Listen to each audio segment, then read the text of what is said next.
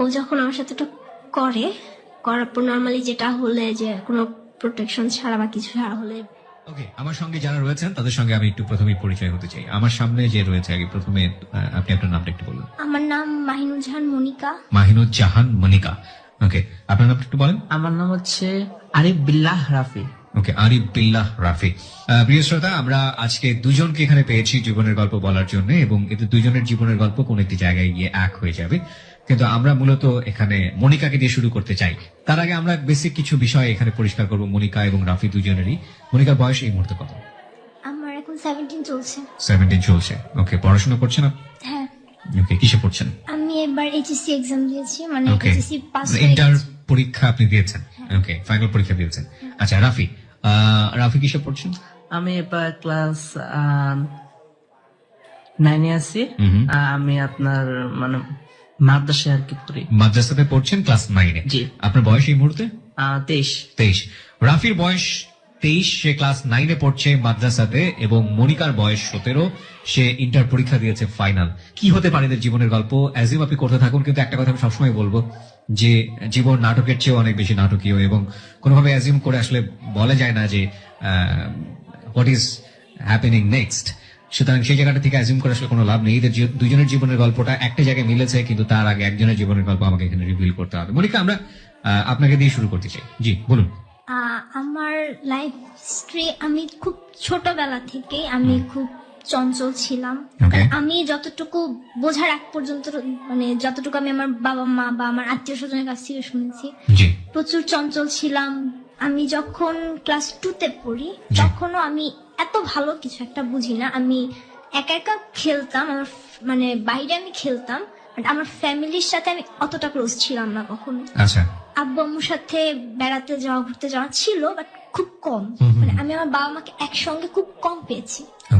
আমি যখন ক্লাস 2-তে পড়ি তখন 2004 এর কাহিনী এটা। আমার তখন এপ্রিলের 2 তারিখ আমার ছোট ভাইটা হয়। আচ্ছা, মানে আপনি কি পরিবারের বড়? হ্যাঁ, আমি বড়। আচ্ছা। আমার ভাই হওয়ার পর তো ও এপ্রিলের 2 তারিখে হয়। আমরা 2004-এ একটা বন্যা হয়েছিল মেবি। তো ওই বন্যার সময় মানে আমাদের ফ্যামিলিতে আস্তে আস্তে একটা ভাঙনের মতো শুরু হয়। আমরা ফার্স্টে কেউ কিছু বুঝতে পারিনি যে কেন আব্বু আম্মুর মধ্যে একটা ডিস্টেন্স। তখন আপনি ক্লাস 2-তে পড়েন? হ্যাঁ, তখন আমি ক্লাস 2-তে পড়ি। তো একদিন হঠাৎ আমি সকালবেলা আমি ঘুম থেকে উঠে আমি দেখি যে আমার আম্মু কান্না করতেছে। তো আমি তখন বুঝি নাই কেন। আম্মু ব্যাগ গুছিয়ে আমাকে, আমার ছোট ভাই তখন মাত্র 1.5 মাস কি 2 মাস বয়স, তো আমাদের দুজনকে রেখে আম্মু চলে যায়। তো মাঝ রাস্তা থেকে আব্বু আবার আম্মুকে ফিরায় নিয়ে আসে। তারপর আমি জানতে পারি যে আমার বাবা সেকেন্ড ম্যারেজ করেছে। মানে ওই সময় আপনি বুঝতে পারেন? হ্যাঁ, আমাকে মানে আমি শুনতে পাই, আমাদের বাসায় কাজের মেয়ে ছিল একটা, তো ও আমাকে বলে যে তোমার আব্বু তো আরেকটা বিয়ে করছে। তো আমার মা থাকে আমাদেরকে নিয়ে, তখন থেকে স্ট্রাগল শুরু হয়। আমার মনে আছে আমি স্কুলে যাই একবার, আব্বু খুব অসুস্থ, নর্মালি আব্বু বাসায় আসতো না, মানে টোটালি ফ্যামিলিতে মানে একটা টোটালি ভাঙন। আব্বু আলাদা থাকে, আম্মু আমরা একসঙ্গে থাকতেছি। আব্বু তখন কোথায় থাকতো? আব্বু তখন ওখানে থাকতো তার সেকেন্ড ওয়াইফের সাথে। কোথায় ছিল ওটা? মানে আপনারা কোথায় থাকতেন? জেলাটা কোথায় ছিল? না, আমরা ঢাকাতে। আমরা ছিলাম হচ্ছে বাসাবো এলাকায়। আচ্ছা। আর আব্বু থাকতো মুগদা মান্ডা এই ধরনের। তো আসতো মাঝে মধ্যে, দুপুরে আসতো অথবা রাতে মাঝে মধ্যে আসতো। তো আসতো কি, আব্বু আম্মুর মধ্যে কথা বলা বন্ধ, মাঝে মধ্যে হয়তো কোনো কিছু। আমার আব্বুর একটা অভ্যাস ছিল হচ্ছে ছোটখাটো ব্যাপার নিয়ে ঝগড়াঝাটি করা, আম্মুকে মারতে যাওয়া, তো সেগুলো। এছাড়া আর কোনো কথাবার্তা হতো না দুজনের। এভাবে করে চলতে চলতে আমি দেখলাম আমি টোটালি আমি আমার মাকেও দেখলাম যে আমার মা একটু অন্যরকম হয়ে যাচ্ছে। কারণ আম্মুর ভিতর একটা কষ্ট তখন চলে আসে যে আমি এত মানে আমার সংসারটা এত সুন্দর করে গুছাই নিছি, সেখানে একটা ভাঙন চলে আসছে। তো আমি একদিন স্কুলে যাই, যাওয়ার পর বাসায় আসি, আসার পর শুনি যে আব্বু খুব অসুস্থ, আব্বু আমাদের সাথে আছে। তো পরের দিন আমি আবার স্কুলে যাই। তো ওই দিন আম্মুর স্কুলে আমাকে আনতে যেতে অনেক লেট হয়। তো আমি তখন বুঝি নাই কেন। পরে বাসায় আসার পর আমি দেখি আম্মু খুব কান্না করছিল, আম্মুর চোখ ফুলা ছিল। আম্মু যখন আমাকে স্কুল থেকে আনতে গেছে, আমি আমাকে জিজ্ঞেস করছি, আমি তখন ছোট, আম্মু কিছু বলেনি। তো বাসায় আসার পর আমাদের কাজের মেয়েটা বলতেছিল যে মনিকা, তুমি তোমার ছোট মাকে দেখছো? আমি তখন বুঝি না ছোট মাকে। আমি বলছি যে তোমার আব্বু যে আরেকটা বিয়ে করছে ওইটা। আমি বলছি যে না, আমি কিভাবে দেখবো? বলছে তোমার ছোট মাসকে বাসায় আসছিল। তখন আমি মানে কি এটার ছোট মা বাসায় আসছিল মানে কি? তখন বসে তো উনি বাসায় আসছিল, তোমার আম্মু আর ওনার মধ্যে অনেক ঝগড়াঝাটি হয়েছে, মারামারি হয়েছে, তো তোমার আম্মু অনেক কান্নাকাটি করছে, তোমার আব্বু আসলে অসুস্থ না। আচ্ছা, তোমার আব্বু অসুস্থ না, তোমার আব্বু দোকানে চলে গেছে। আমার আব্বু হচ্ছে নিজের একটা টেলার্সের দোকান আছে, তো আব্বু দোকানে চলে গেছে। তো আম্মু তখন ফোন ছিল না, নিজেদের ফোন ছিল না, বাহিরে থেকে ফোন দিয়ে আম্মু আমার মামাদেরকে জানাইছে। আমার একটা আন্টি ছিল এলাকায়, আম্মুর খুব ক্লোজ, তো আন্টিকে জানাইছে। তো সন্ধ্যাবেলা সবাই আসছে, আব্বু আসছে, মানে একটা ফ্যামিলি মিটিং বসছে যে হয় টোটালি সেপারেট না হয় সবকিছু ঠিক হবে। তো কোনটাই হয়নি। তো এভাবে চলতেছিল আমাদের ক্লাস 3, 4, 5 মোটামুটি। তখন আমার ভিতর খুব জেদ ছিল। তা আম্মু আমাকে একটা কোচিং এ ভর্তি করাতে চাই, যে ভালো স্কুলে পড়াতে হলে তো অবভিয়াসলি কোচিং করাইতে হবে, কোচিং না করালে তো ভালো স্কুলে চান্স পাবে না। জি। আমার খুব ইচ্ছা ছিল আমাকে ভিকারুন্নেসা স্কুল এন্ড কলেজে পড়াবে, আমার ইচ্ছা ছিল যে আমি ভিকারুন্নেসায় পড়বো, বাট আব্বু আমাকে কোনো কোচিং করাতে রাজি না। কোচিং করা মানে আলটিমেটলি সে কোনো কিছু টাকা পয়সা দিয়ে কোনো সহযোগিতা করবে না। Okay. করবে না আমাকে। এমনি যদি আম্মু পড়ায় চান্স পাওয়াইতে পারে তো পারবেন, না পারলে তখন সেটা আম্মুর দোষ। আচ্ছা, আমি Motijheel model high school and কলেজে ক্লাস 5 আমি অ্যাডমিশন টেস্ট দিই, অ্যান্ড সেখানে প্রায় মোটামুটি 10-12 হাজার স্টুডেন্টের মধ্যে আমি অষ্টম হই। Very good. ওকে। তো সেখানে অ্যাডমিট, তো আম্মু যখন আমাকে বলছিল, আব্বু বলছিল, আমার ছোটবেলা থেকে গান শেখার খুব শখ ছিল, আমি খুব গান, মানে আমি গানের প্রতি খুব ঝোঁক, আমি বলতাম গান শিখবো। আব্বু আমাকে বলছিল তুমি যদি চান্স পাও আমি তোমাকে গানের স্কুলে ভর্তি করাই দেবো। আচ্ছা। আর আম্মু আমাকে কন্ডিশন দিয়েছিল, আমার নুপুর পড়ার খুব শখ, তুমি যদি চান্স পাও আমি তোমাকে একজনের উপর নুপুর বানাই দেবো। আম্মু বানাই এনে রাখছিল, আমাকে দেখাইছে তুমি যদি চান্স পাও এগুলো তোমার। আমি চান্স পেলাম।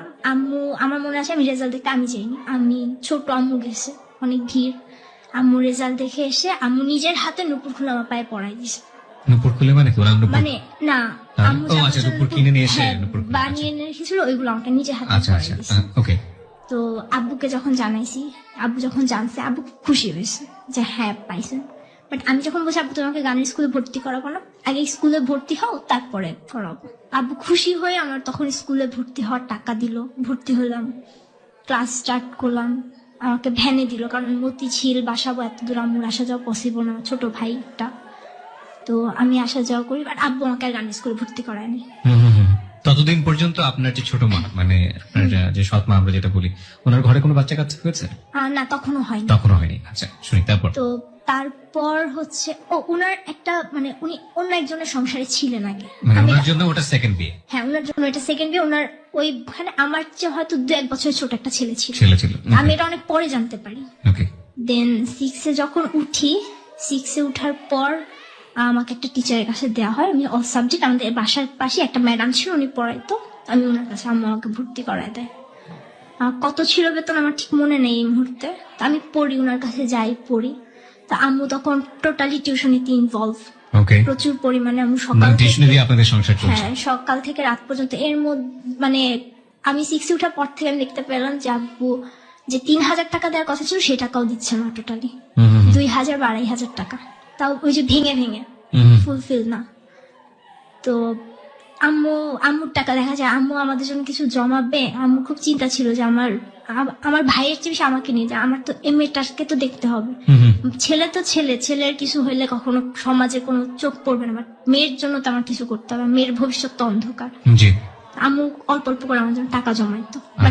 তারপরও খুব কষ্ট করতে হতো আম্মুকে। আমি 6 উঠার পরেই আব্বু বাসায় রেগুলার মানে খাওয়া দাওয়া স্টার্ট করে, টাকার অ্যামাউন্ট কমায় দেয়, কিন্তু আব্বু দুপুরবেলা খাচ্ছে রেগুলার। আমি যখন বিকালবেলা কোচিং করে বাসায় আসতাম, তা আব্বু আমাকে বলতো আম্মু কোথায়? না, আম্মু তো টিউশনিতে গেছে। না, তোমার আম্মু টিউশনিতে যায় নাই, আমি তোমার আম্মুকে কালকে দেখছি, তোমার আম্মু ওইরকম একটা লোকের সাথে কথা বলতেছে, তোমার আম্মু ওইরকম একটা লোকের সাথে যাচ্ছে, মানে কথা বলে দেখছি, ঘুরতে যায়। তো আমি এগুলো আম্মু আসতে আমি বলতাম, আম্মু জানো আব্বু এগুলো বলে। তারপর আম্মু বলে তোমার আব্বু কত কিছুই বলবে, তোমার আব্বু কথা কখনো শুনবা না। তো আমি শুনবো না বাট প্রতিদিন একই টাইপ কথা। মানে আপনার মা সম্পর্কে আপনার বাবা বলতো এসব কথা? হ্যাঁ, আম্মুর ক্যারেক্টার সম্পর্কে। ওকে, ঠিক আছে।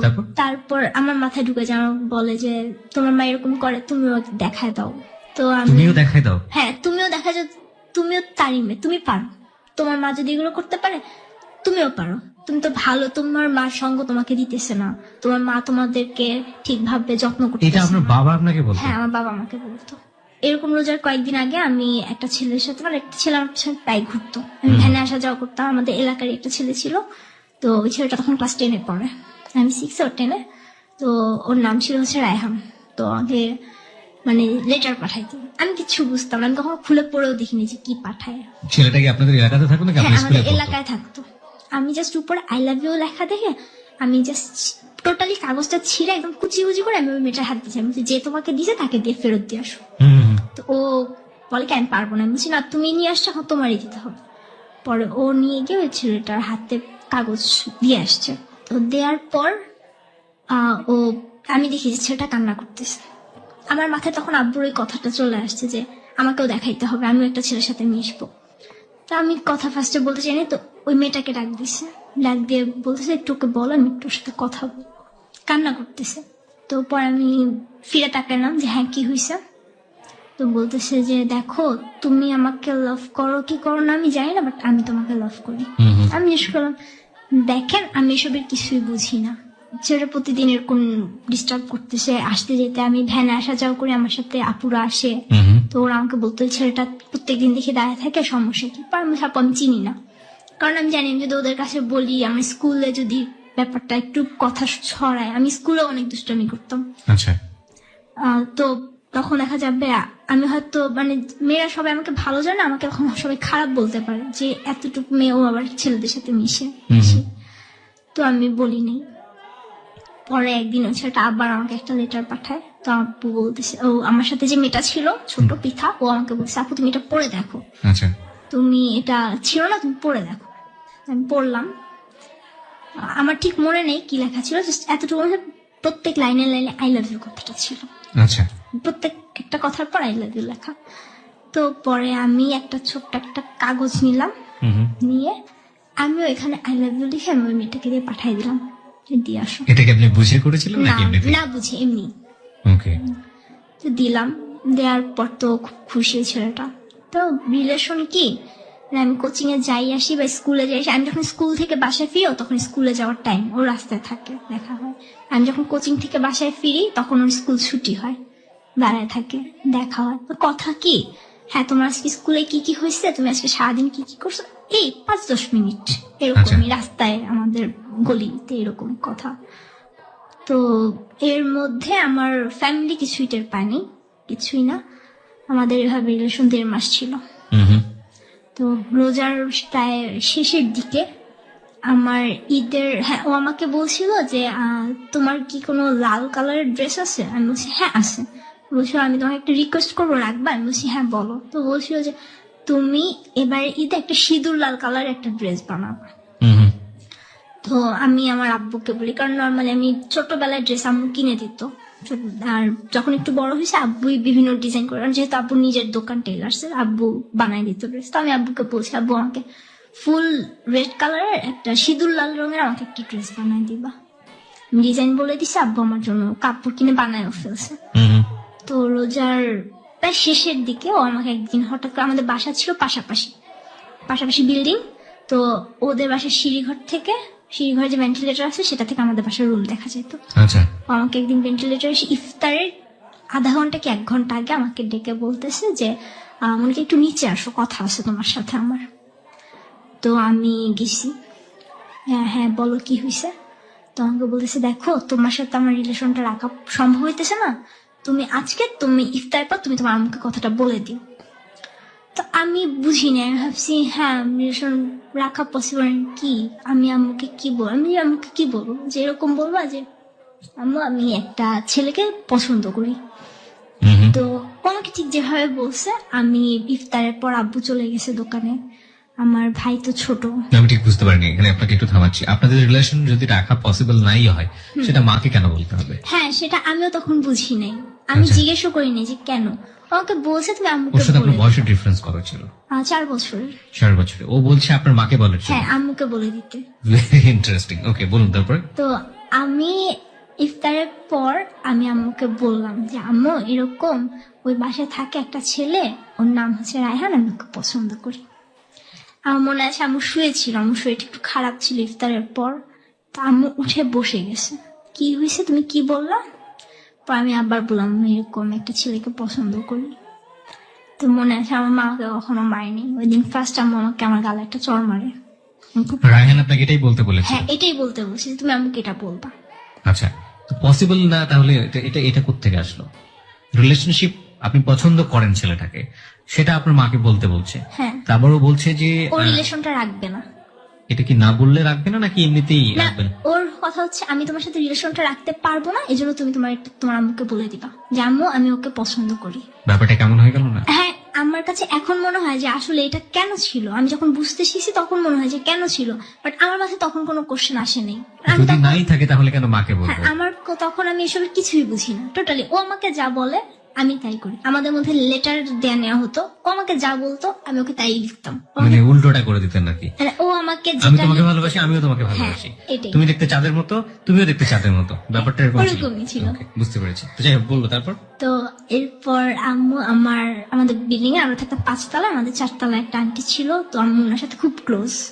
ওই আন্টির সাথে যে কোনো ডিসিশন নেওয়ার আগে আম্মু আন্টির সাথে পরামর্শ করে তারপর ডিসিশন নিত। তো আম্মু আমার ছোট ভাইকে পাঠালো যে তুমি একটু তোমার আন্টিকে নিয়ে আসো, আমাকেও পাঠালো যে যাও নিয়ে আসো, কিছু বলবো না, আম্মু ডাকে। তো আমরা গেলাম, আন্টিকে নিয়ে আসলাম। আনার পর আম্মু ফার্স্টে বিশ্বাস করতে পারেনি যে এতটুকুন মেয়ে এই কথা কেন বলবে। আমি ভাবছি হয়তো কোনো ফ্রেন্ডরা মজা করে বলছে, আমি সেটা বলতেছি। রাইট। তো আন্টি আসার পর আম্মু আন্টিকে বলতেছে ও এরকম এরকম বলতেছে। পরে আন্টি বলে কি মনিকা এটা কি সত্যি? পরে আমি কি বলবো, আমি জাস্ট ওইটাই বলছি হ্যাঁ আমি একটা ছেলেকে পছন্দ করি। এটা ও বলে দিয়েছিল হ্যাঁ, ও এভাবে? আমাকে বলতে বলছে যে তুমি তোমার আম্মুকে বলবা আমি ওই একটা ছেলেকে পছন্দ করি, নাম জিজ্ঞেস করলে বলবা রায়হান। ওকে। এইভাবেই বল। রাহিমকে তো আপনার মা চিনতো? না, তখন চিনতো না, Okay. আগে চিনতো না, আমি বলার পর। তো যাই হোক, আম্মু বলতেছে এখন দেখেন এইটুক মেয়ে এই কথা কিভাবে বলে, ও পছন্দ কি বুঝে, ও তো কারোর সাথে মিশেও না ওইভাবে। হ্যাঁ খেলে, আমি নিজে খেলতাম, আমি ক্রিকেট খেলতাম, ব্যাডমিন্টন খেলতাম, বাট তার মানে তো এই না যে আমি ওই ছেলের সাথে খেলতাম। আমি Okay. আমাদের গলির ছেলে মেয়ে আমরা সব একসাথে খেলতাম, আব্বুর সাথে খেলতাম, এরকম আচ্ছা। ছিল। তো পরদিন আমার কোচিং, আমার স্কুল বন্ধ তখন, আমি কোচিং এ যাচ্ছি, আম্মু ওকে রাস্তায় দেখলো। তো ও আমাকে ঈদ উপলক্ষে আমাকে একটা পুতুল গিফট করে, কার্ড গিফট করে, প্রতিদিনই কার্ড গিফট করতো, ঈদের কার্ড। তো আম্মু ওকে জিজ্ঞেস করছে যে তুমি ওকে পুতুল কার্ড কেন দিছো? ও তখন ডিরেক্ট মানে অস্বীকার করলো যে আমি তোকে এগুলো দেইনি, এগুলো আমার একটা ফ্রেন্ড ওকে দিছে, ও আমাকে ফাঁসানোর জন্য আমার নাম বলছে, আমি তোকে চিনি না।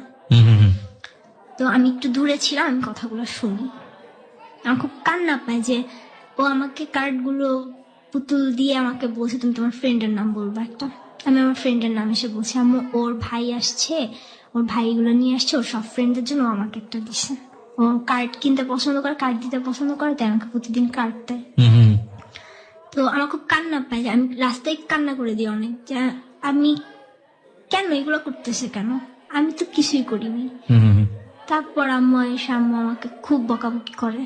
তো আমাকে কোচিং এ দিয়ে আসে, তখন থেকে আমার প্রতি টোটালি মানে নজর রাখা আমার উপর শুরু হয়। ওকে। তো সবার মধ্যে একটু খটকা লাগে যে কেন হঠাৎ কি হলো, তো একাই আসা যাওয়া করে। আমাকে জিজ্ঞেস করে ম্যাডাম কি হয়েছে, তো বলছে না কিছুই না, ও একটু অসুস্থ, আপনি ওকে একা ছাড়লেন না। ম্যাডাম আমাকে একা ছাড়ে নাই, আম্মু গিয়ে আমাকে নিয়ে আসছে, কোচিং থেকে নিয়ে আসে। আমার টিউশনের ফাঁকে আমার টিউশনিতে একটু বাধা পড়ে। 2 দিন পর আমি যখন কোচিং এ যাই আবার, ও যেহেতু ক্লাস 10-এ ছিল, আর আমার সাথে যে মেয়েটা ওর ছিল ক্লাস 5-এ যে পড়তো, ও হচ্ছে বৃত্তি পরীক্ষা দিবে, আর 10-এ ওদের টেস্ট পরীক্ষা প্রায় কাছাকাছি, ওদের কোচিং চলে, তো ওদের স্কুল খোলা।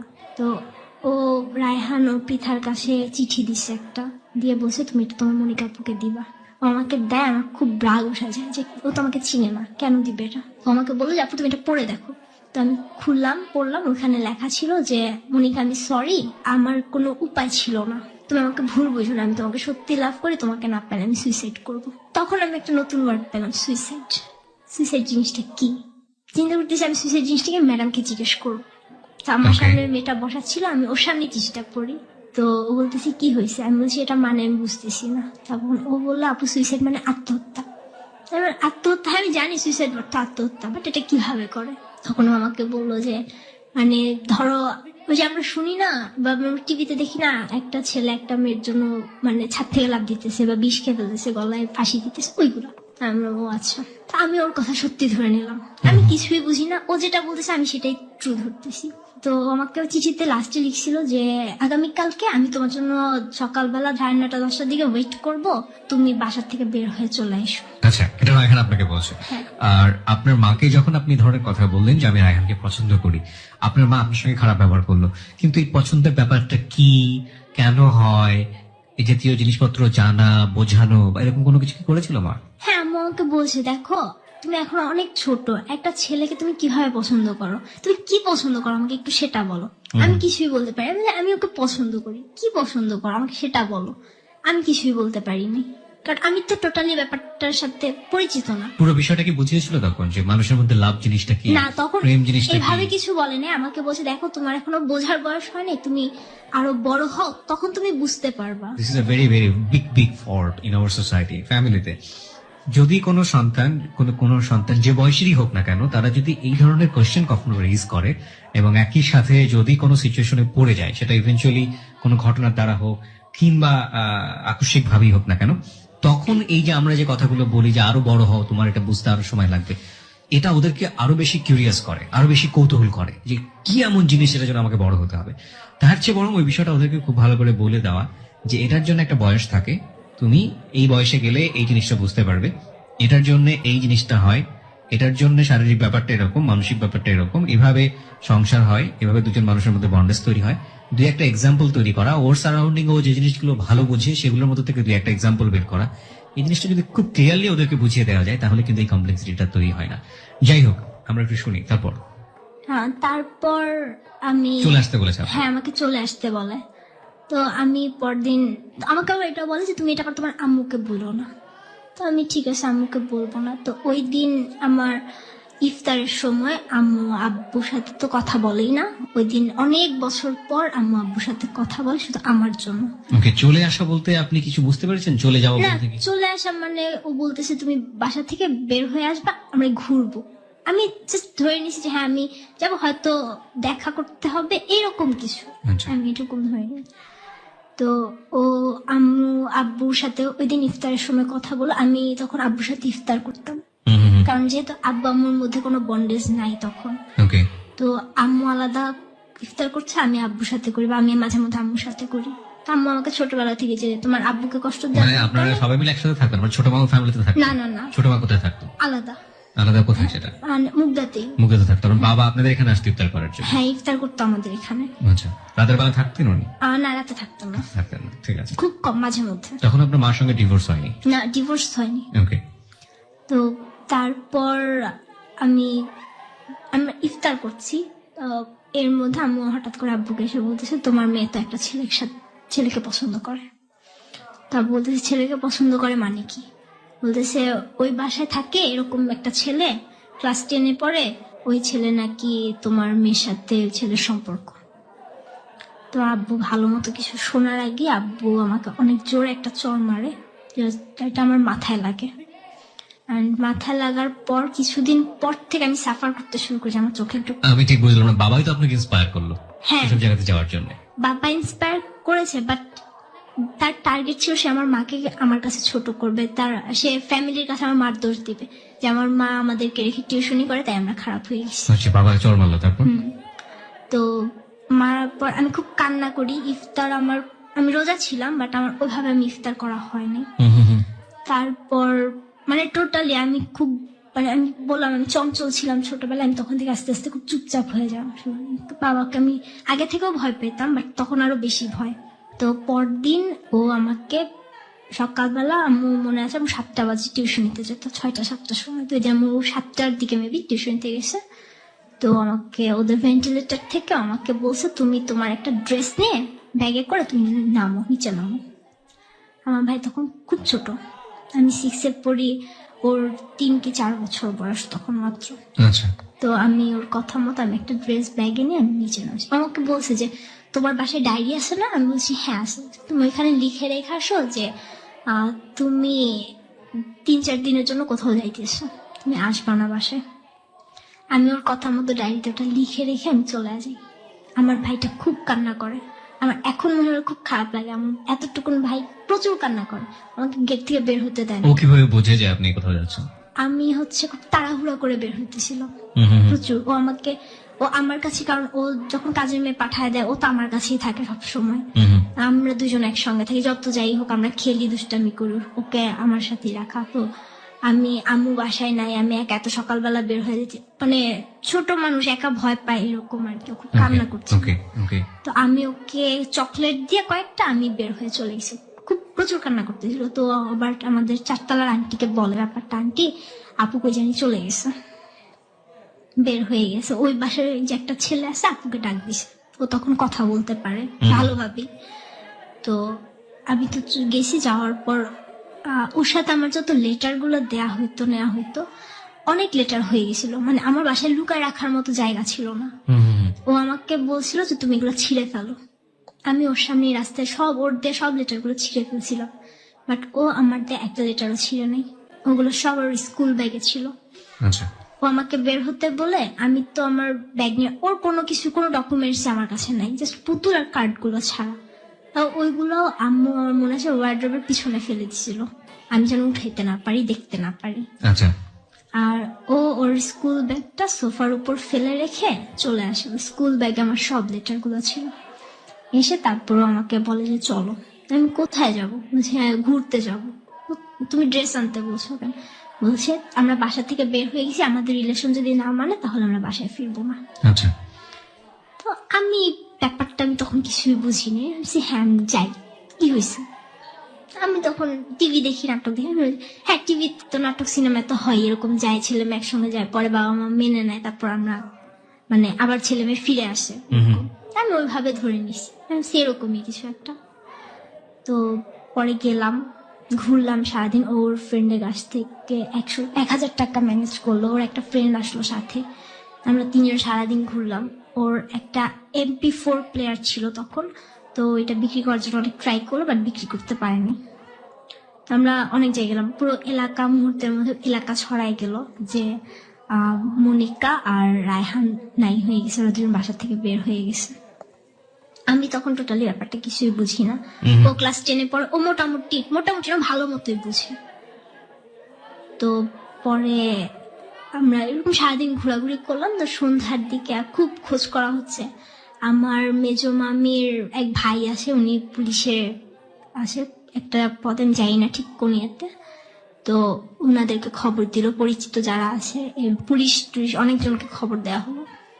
তো ওর বাসায়, রায়হানের বাসায় আমার বাবা আর আমার 4তলার আঙ্কেল, ওনারা 2 জন গেল।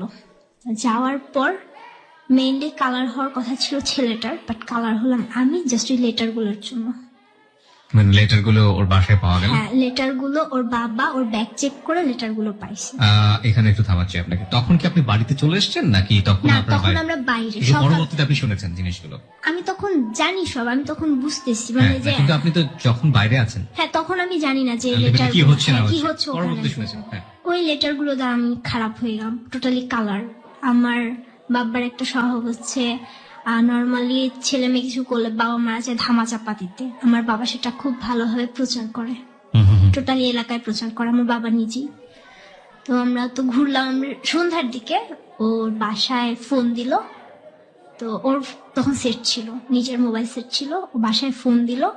তো ফোন দেওয়ার পর ওর ফ্রেন্ডকে দিয়ে কথা বলাইছে, ও কথা বলেনি।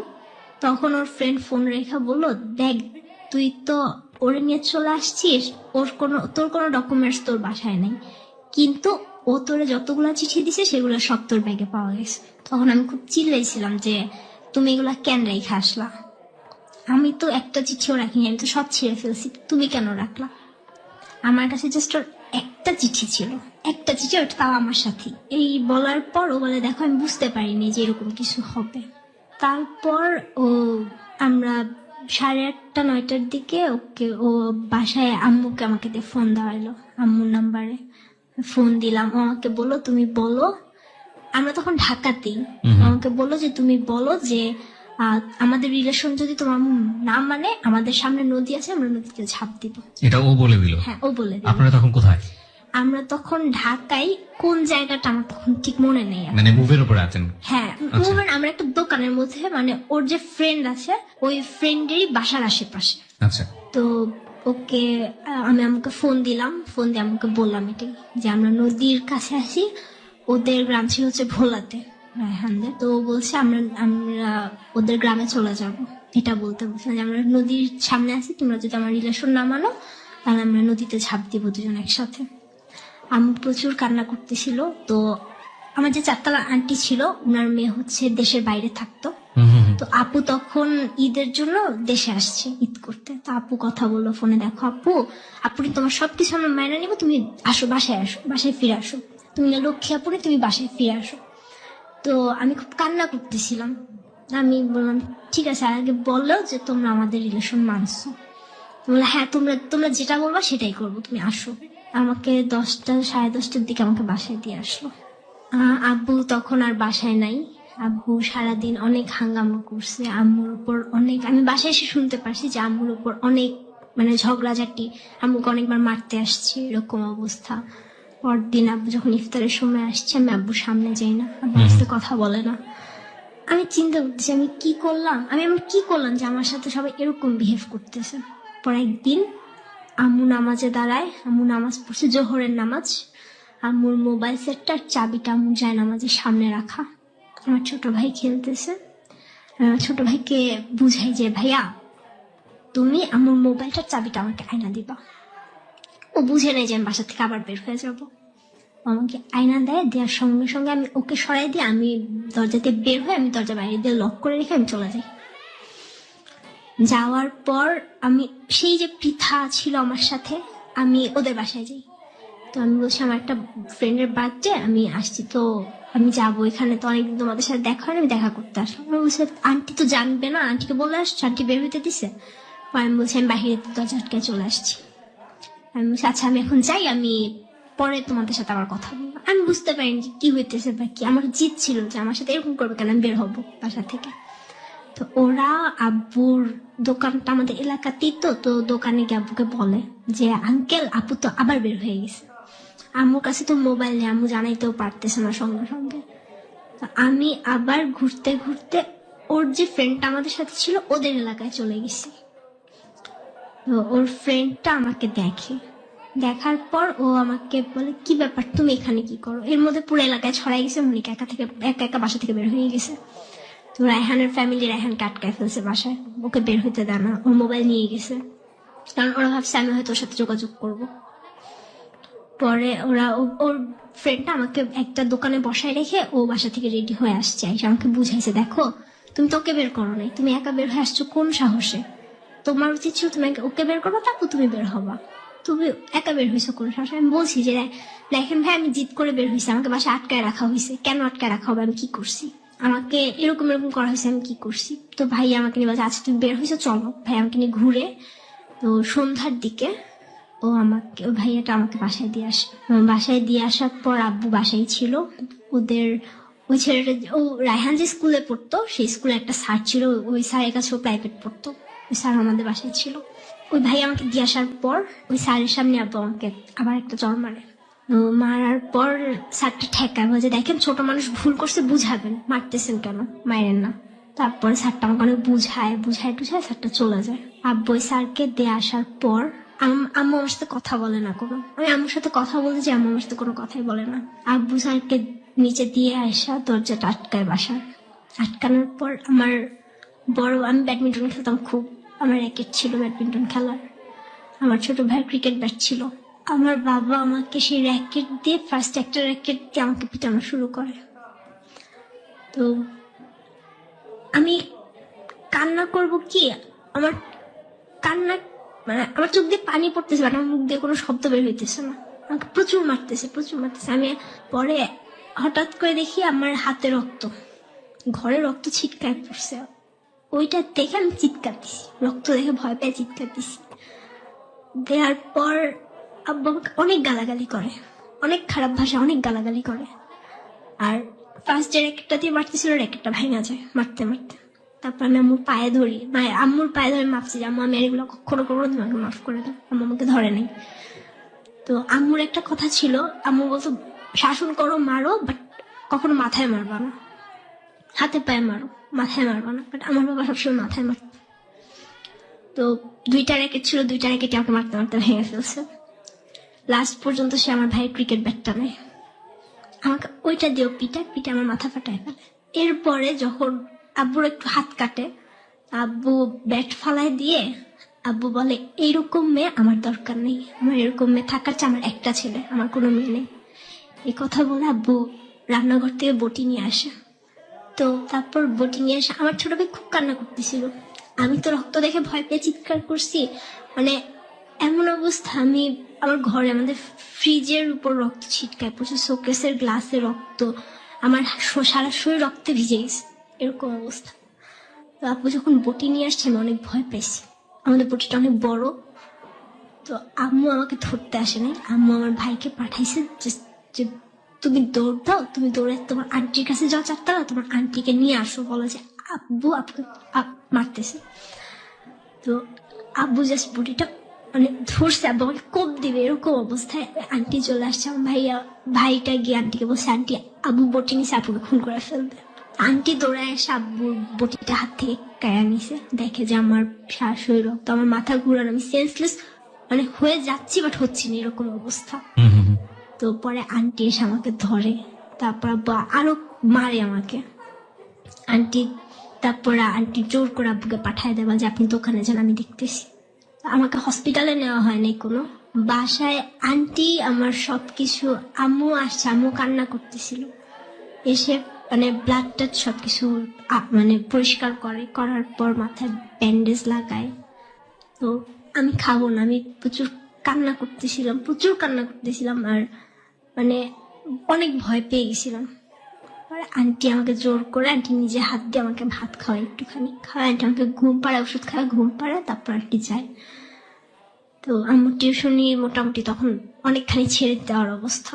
আমাকে যখন টিউশনিতে যেত আম্মু আমাকে আন্টির বাসায় রেখে যেত, আমার হাত কাটা, মাথার অবস্থা খারাপ, তো এভাবে রেখে যেত। আর তখন আস্তে আস্তে আমার ফিজিক্যাল চেঞ্জ শুরু হয় এই 6 এর লাস্ট দিক থেকে। ওকে, বুঝতে পারছি যে অ্যাডোলেসেন্স পিরিয়ড যেটাকে আমরা বলি বয়ঃসন্ধিকাল। হ্যাঁ। তো আম্মু আমাকে এরপর ভ্যানে আমাকে দেয় না স্কুলে, আম্মু নিয়ে আসে। পরে এক সময় আমি তার কিছুদিন পরে আমি যখন 7-এ উঠে যাই, তখন আমি জানতে পারি যে এই রায়হান মেয়েদেরকে ইউজ করে, ও আমাকে জাস্ট ইউজ করছে। ওর টার্গেট ছিল, ওর আমাকে ভালো লাগছে, আমাকে এলাকায় কালার করবে। ও এর আগে এরকম 2-3টা মেয়েকে করছে। এটা আপনি কিভাবে জানেন? ওদের বাসায় ওর সাথে থাকতো, ছোট ছিল, আমার সমান ছিল, আমার একটু ছোট ছিল, ওরা ওকে ভালো করে চিনত। মানে কারোর কাছ থেকে আপনি এটা শুনেছেন? হ্যাঁ, আমাকে বলছে যে আপু এরকম। তারপর থেকে আমি চুপচাপ তো হয়ে গেছি। আমি 6 এর থেকে আমি কথা বলি না বাসায় ঠিক মতো, একদম আম্মু আমাকে নেয় আনে, আমি কোচিং করি, আমাকে বাসার যে ম্যাডামের কাছে পড়তো আমি ম্যাডামের কাছে দেয় না। আমি 7-এ জাস্ট একটা জায়গায় জাস্ট অঙ্ক করতাম, আম্মু আমাকে নিয়ে যেত, নিয়ে আসতো। আমি 7-এর বছর টোটালি জাস্ট পড়াশোনা নিয়েছিলাম। হ্যাঁ, আমার একটা অভ্যাস হয়ে গেছিল, আমি আমার ফুফাতো বোনের বিয়ে ছিল, আমি বিয়েতে গিয়েছিলাম আব্বুর সাথে গ্রামে। তো গ্রামে যাওয়ার পর আমার ফুফাতো বোনের বিয়েতে আমি 2000 টাকা পাই। সেখান থেকে 1100 টাকা দিয়ে আমার একটা রেডিও কিনে, আমাকে নিয়ে গিয়ে রেডিও কিনে, আমার রেডিও শোনার অভ্যাস হয়ে গেছিল, প্রচুর রেডিও শুনতাম। তখন থেকে আমার ভিতরে একটা শখ জেদ চেপে গেছিল যে আমি আরজে হব। আমি যে আম্মুকে বলতাম আম্মু আমি তো গান শিখতে পারিনি, আমি আরজে হব। তা আম্মু বলতো পড়াশোনা করো, বড় হও, সব হইতে পারবা। তখন আপনি কোন ক্লাসে পড়েন? ক্লাস 7-এ। তখন আপনি ক্লাস 7-এ পড়েন। ওকে। আমি ক্লাস 7-এর বছর টোটালি পড়াশোনার দিকে ইনভলভ, কোনো কিছু না, পড়াশোনা করতেছি, আম্মুর সাথে আসা যাওয়া করতেছি। হ্যাঁ, তখন আমাকে বোরখা দেওয়া হয়েছিল, আমি বোরখা পড়তাম, বোরখা পরে স্কুলে যেতাম, স্কুল থেকে আসতাম আম্মুর সাথেই। সেই সময়টা থেকে রায়হানের সাথে সম্পর্ক পুরোপুরি না, আমার তখন সব মানে ওই যে আমি ঈদের পর আসলাম, মার খেলাম, তখন থেকে আমার সব অফ। আমি বাসা থেকে বের হওয়া অফ আমার। তো ক্লাস 8-এ ওঠার পর মার্চ মাসে আমার সেজো মামার বিয়ে ছিল। তো তখন ওই একই বিল্ডিং এর রায়হানরা তখন বাসা ছেড়ে চলে গেছে। একই বিল্ডিং এর আমাদের বাসা থেকে দেখা যায় ওদের রুম, ওই বাসায় আরেকটা ফ্যামিলি আসে, ওখানে একটা ছেলে ছিল, ওরা 3 ভাই ছিল আর এক বোন ছিল। বড় ছেলেটা যে সে আমাকে ইশারা ইঙ্গিত মানে যেভাবে আমার আকর্ষণ করা যায়, আমাকে দৃষ্টি আকর্ষণ করা যায় এরকম করতো। আমি ফার্স্টে পাত্তা দিতাম না। তো তারপর আবার ফাজলাম করতে করতে না মানে কি হয়, তখন আমার ফ্রেন্ড ছিল 2-3 জন, তখন আমাদের মধ্যে বয়ফ্রেন্ড কি জিনিস সেটা নিয়ে কথা হতো। ওকে, তখন আমি একটু একটু বুঝি যে হ্যাঁ একটা ছেলের সাথে একটা মেয়ের কি ধরনের রিলেশন হইতে পারে। আমি কথা বলি এসি, তো ওই ছেলেটা আমাকে নাম্বার দেয়। আমি একদিন স্কুল থেকে ওকে ফোন দিই। তো ফোন দিয়ে আমি বলি যে ওর নাম ছিল হচ্ছে রানা। আমি ফোন দিয়ে বলি যে হ্যাঁ কে, আমাকে বলতেছে কে। পরে আমি বলছি বলেন কে হতে পারে। বলছি আপনি রানা ভাইয়া না? বলছে হ্যাঁ। তো পরে অনেক রিকোয়েস্ট করার পর আমি আমার নাম বলি, কারণ স্কুল থেকে ফোন দিয়েছি, নর্মালি ওইসব স্কুল থেকে ফোন দেওয়া যায় না, গার্ডিয়ানদের ফোনে কন্ট্যাক্ট করে টিচাররা দিয়ে তারপর দেয়। আমি অনেক কষ্ট করে অনেক কাহিনী করে আমি ফোন দিয়েছিলাম। আর আম্মুর ফোন আম্মু আমাকে তখন ধরতে দেয় না। আর পরে এরকম কথাবার্তা হয়। একদিন আম্মু বাসায় ফোন ভুল করে রেখে যায়, আমি ওকে ফোন দিই, হ্যাঁ আমি এরকম। তারপর বল যে এটা কার নাম্বার? আম্মুর নাম্বার। ঠিক আছে, আমাকে প্রপোজ করে। কয়েকদিন আমি একটু ঘুরে ফার্স্টে বল যে আচ্ছা তুমি আমার সাথে প্রেম করা লাগবে না, আমরা ফ্রেন্ড হয়ে থাকি। আচ্ছা ঠিক আছে। আমরা বেশি দিন ছিলাম না ফ্রেন্ড হয়ে, 1 মাস। এরপর থেকে আমাদের রিলেশন, কিভাবে রিলেশন হয়ে গেছে বলতে পারবো না, হয়ে গেছে। ও আমাকে আই লাভ ইউ বলছে, আমিও বলছি। ওর সাথে রিলেশন বলতে কি কোনো কিছুই ছিল না আমাদের, যে রেগুলার ফোনে কথা বা কোনো লেটার দিচ্ছি নিচ্ছি এরকম কিছুই না। দেখা যায় তো হয়তো 6 মাস পর একবার কথা বলতাম, 9.5 মাস পর একবার কথা বলতাম, এরকম ছিল। তো এর মধ্যে নাকি আপনার স্কুলেরই বড় ভাই ছিল? না, তাহলে উনি হচ্ছে আমাদের মানে ওই যে বিল্ডিং এর রায়হানরা থাকতো, আমাদের সামনাসামনি বিল্ডিং, ওই বিল্ডিং এরই থাকতো, নতুন ভাড়া আসছে। ওকে। ও হচ্ছে তখন আমাকে বলছিল ভার্সিটিতে পড়ে, 2nd ইয়ারে, অনার্স 2nd ইয়ার। আসলে কি পড়তো? হ্যাঁ পড়তো। ওকে, তার মানে তো বিশাল গ্যাপ আপনার সঙ্গে পড়ে। হ্যাঁ অনার্স 2nd ইয়ারে পড়ে।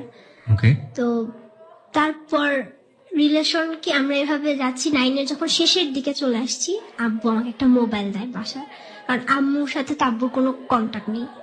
তার মধ্যে হচ্ছে আমি স্কুলে যাই, কোচিং করে একবারে বাসায় আসতে আসতে আমার সন্ধ্যা রাত হয়ে যায়। আম্মু আমার সাথে থাকে কিন্তু আব্বু তো খোঁজ নিতে পারছে না, সেজন্য আমাকে একটা ফোন দেয় সিম সহ। তো ওই নাম্বারটা শুধু আব্বু আম্মু জানতো আর আমার চাচা জানতো, আর কেউ জানতো না। তো আমি ওর থেকে আবার ও আমাকে এটা জানার পর আমাকে একটা সিম দেয়, বাংলালিংক সিম। তো আমি ওই সিমটা আমি নেই, ওই মোবাইলে নিয়ে চালাই, ওর সাথে কথা বলি। তখন ডিসেম্বর মাস 9 আমি যখন পড়ি, ওর কাছ থেকেই আমি মোটামুটি না পুরোপুরি লাভ জিনিসটা কি, একটা ছেলের সাথে একটা মেয়ের রিলেশন কেমন হতে পারে, কি ধরনের কথাবার্তা হতে পারে, সবকিছু আমি ওর কাছ থেকেই শিখি। আমি বুঝতাম না, মানে আমার নিজের কাছেই ভাবতে অবাক লাগে যে আমি তখন কিছুই বুঝতাম না। ইভেন আমি ওকে একবার জিজ্ঞেস করছি, আমাদের বাসার ওখানে একটা মেয়েকে রেপ করা হয়েছিল, আমি ওকে জিজ্ঞেস করছি আচ্ছা রেপ জিনিসটা কি। তো তখন আমাকে বলছিল তুমি বুঝো না? আমি বলছি না। তখন আমাকে বলছিল আচ্ছা আমি তোমার বাসায় আসি তোমাকে বুঝাই দিয়ে যাই। পরে আমি বলছি না দরকার নেই। এভাবে করে আমার 9 শেষ করলাম, ক্লাস 9 আমি নিউ 10-এ উঠলাম। উঠার পর ফেব্রুয়ারি মাসের দিকে ও একদিন আমাকে খুব রিকোয়েস্ট করলো যে দেখো তোমার সাথে তোমার এতদিনের রিলেশন হয়ে গেছে, আমরা জাস্ট ফোনে একটু কথা বলি, দেখা হলে হয় না হলে নাই, আমি জাস্ট তোমার হাতটা একটু টাচ করবো, কিছু আমি তোমাদের বাসার সিঁড়িতে আসবো, জাস্ট তোমার হাতটা একটু টাচ করবো। আমি বলছি এটা তো পসিবল না। না প্লিজ, আমি তোমার জাস্ট হাতটা একটু টাচ করবো। আসলো, সন্ধ্যা ছিল, আম্মু কি জন্য যেন একটু বাহিরে গেছিল, তখন আম্মু টোটালি টিউশনি থেকে বাইরে, আম্মু কোনো টিউশনই করে না তখন। এরপর বাসায় আসার পর আমাদের পাশের বাসার একটা দরজা খুলে, তো দরজা খোলার সঙ্গে আমাদের বাসার ভিতরে চলে আসে, আমি দরজা আটকাই দিই। আমার সামনের রুমে ড্রয়িং রুমে লাইট অফ ছিল, তো ও আমার ভাইকে ভিতরে পাঠায় দেয় যে ভাই তুমি একটু ভিতরে যাও, তুমি আপনার সাথে একটু কথা বলবো। আমার ভাই ছোট, বুঝে না কিছু, চলে গেছে। আমি বলছি কেন পাঠাইছো ওকে ভিতরে? সেমনি আমার ওর সামনে হাত ধরবো, কেমন না ব্যাপারটা। তো আমার হাত ধরে ফার্স্টে, তারপর ও হাত ধরা থেকে ও টোটালি আমার বডি টাচ করা, দেন কিস করা। এক সময় মানে আমার ভিতরে কোনো ফিল কিছুই ছিল না, ও জোর করে আমার সাথে ফিজিক্যাল রিলেশন করে ফেলে। ওই সময়টাতে হ্যাঁ, ওই সময়টা আমি জাস্ট কান্না করতেছিলাম, করার পর চলে গেল। তো আমি ওকে আবার আমার বাসায় আনি, ও আবার সেম কাহিনী করে। এভাবে 2-3 বার আমার সাথে জোর করে করে করার পর তখন আমার মধ্যে একটা ফিলিং চলে আসে যে একটা ছেলের জাস্ট মানে শরীরের প্রতি এত আকর্ষণ। ঠিক আছে, আমি ভেবেছি আমার তো ভার্জিনিটি চলে গেছে, আমি আর বাধা দিয়ে কি করুক। ওই সময়টাতে মা কোথায় থাকতো? আমার ভাইকে নিয়ে স্কুলে যেত। আমার ভাই তখন সেন্ট্রাল গভর্নমেন্ট বয়েজ মানে মতিঝিল গভর্নমেন্ট বয়েজ হাই কখনো স্কুল। এরকম মনে হতো না যে হঠাৎ করে যদি বাবা চলে আসে বাসায় বা কেউ যদি চলে আসে তখন? হ্যাঁ, মনে হতো, ভয় লাগতো, বাট তারপরও সাহস করতাম। এন্ড ইন দ্যাট টাইম আপনি আপনাদের মধ্যে যে ফিজিক্যাল রিলেশনটা শুরু হয়ে গেছে সেটাকে ফিজিক্যালি আপনি এনজয় করছেন? আমি কোনো এনজয়মেন্ট পাইনি, তখনও আপনি এনজয় আমি করছেন? কোনো এনজয় পাইনি। তখনও যদি আপনি এনজয় না করেন তারপর আপনি ওকে সুযোগ দিয়ে যাচ্ছেন? হ্যাঁ, আমি ওকে দিয়ে আমার তখন চিন্তা হয়েছে আমার তো চলেই গেছে, ও কখনো আমাকে ও কোনো আপনার ভিতরে সেন্সটা করেছে যে আমার তো আসল মানে ভার্জিনিটিটা চলেই হ্যাঁ গেছে। চলেই গেছে, আমি এটা আটকে রেখে কি করবো। কিন্তু আপনি যেহেতু জিনিসটা আপনি পছন্দ করছেন না তাহলে আপনি বারবার ওকে কেন এই সুযোগটা দিচ্ছেন? আমি ওকে বারবার না করি, বাট ও বলে যে দেখো তুমি বুঝবা, আস্তে আস্তে বুঝবা। সামহাও আপনাকে কনভিন্স করে? হ্যাঁ, আমাকে ও কনভিন্স করে। ওকে, তখন আপনি কোন ক্লাসে পড়ছেন? ক্লাস 10-এ। ক্লাস 10 এ পড়ছেন। ওকে, এভাবে আসে প্রতিদিন না, মানে মাসে সপ্তাহে 1-2 দিন এরকম? সপ্তাহে 1-2 দিনও না, মাসে 2 দিন বা 3 দিন হুম। এরকম। তো এরকম করে মাসটা যায়। এপ্রিল মাসে 7 তারিখ, তো কত সাল? তখন 2012। ওকে, আমি যখন ওই দিনও শনিবারই ছিল মেবি, আমার এর আগে মানে বৃহস্পতিবার আমি স্কুল মিস দিই, ওই শনিবার আমার স্কুল বন্ধ ছিল। তো ও যখন আমার সাথে ওটা করার পর নর্মালি যেটা হলে যে কোনো প্রোটেকশন ছাড়া বা কিছু ছাড়া হলে মানে কনসেপ্ট কনসেপ্ট করার ব্যাপারটা আপনি জানতেন? জিনিসটা জানতেন না, আপনি? আমি তখন বুঝিনি। তখন আপনি জানেন না? না, আমি জানি এবং না। ও আপনাকে বিষয়ে কিছু না, বলেনি? কিছু বলেনি। ওকে, তো ও শনিবার দিন আসলো, আসার পর ওর কথা ছিল তোমার কি কোনো শরীর খারাপ লাগে? আমি হ্যাঁ, আমার শরীর খারাপ লাগে বলতে কি আমার এমনি ভালো লাগে না। আর তখন একদিনের মধ্যে তো কিছু হওয়ার কথাও না, বাট ও ব্যাপারটা ধরতে পারছিল যদি কিছু হয়ে যায় তখন ও ফাঁসবে। আমার শরীর খুব অসুস্থ, আমার মাথা ব্যথা ছিল প্রচুর। আমি একটু থামাচ্ছি। আপনাদের তার মানে যে যেটাকে বলি যে সেফ যে শারীরিক সম্পর্ক সেটা ছিল না? না, উইদাউট প্রোটেকশন? হ্যাঁ, উইদাউট প্রোটেকশন। ওকে, তো ও আসে, বাসায় আসার পর ও জাস্ট আমাকে ওই দিন ওষুধ দিতে আসে, আমাকে পিল দিতে আসে, যে আমাকে বলছে আমি তোমাকে এটা দিব, তুমি ব্রেকফাস্ট করার পর তুমি এটা খাবা, আর কোনো প্রবলেম হবে না। এটা আমি এটা কি আগেও করেছে ও? না, নাকি আগে না, ওইটাই ফার্স্ট। ওকে, তো এরপরে ও আমাকে ওষুধটা দেয়। আমাকে ওই দিন সকালবেলা আমি বাসায় বসে আমি ম্যাথ করছিলাম, তো আব্বু আমাকে অনেক বকাবকি করে, আমি খুব কান্নাকাটি করি। তো আব্বু আমাকে ওই দিন বাসার বাইরে থেকে তালা দিয়ে রেখে যায়। আমার কাছে একটা চাবি ছিল বাসার তালা। ও যখন আসে আমি ওকে ভিতর থেকে চাবিটা দেই, ও তালাটা খুলে। আমি আসলে বুঝতে পারিনি যে আব্বু কিছু একটা টের পাচ্ছে বা কিছু একটা সামনে কিছু একটা ঘটতে পারে, এরকম কিছু আমার মাথায় আসেনি। তো আমি খুব কান্না করতেছিলাম, ও যখন আসছে আমি ওকে জড়ায় ধরে কান্না করে ফেলছি।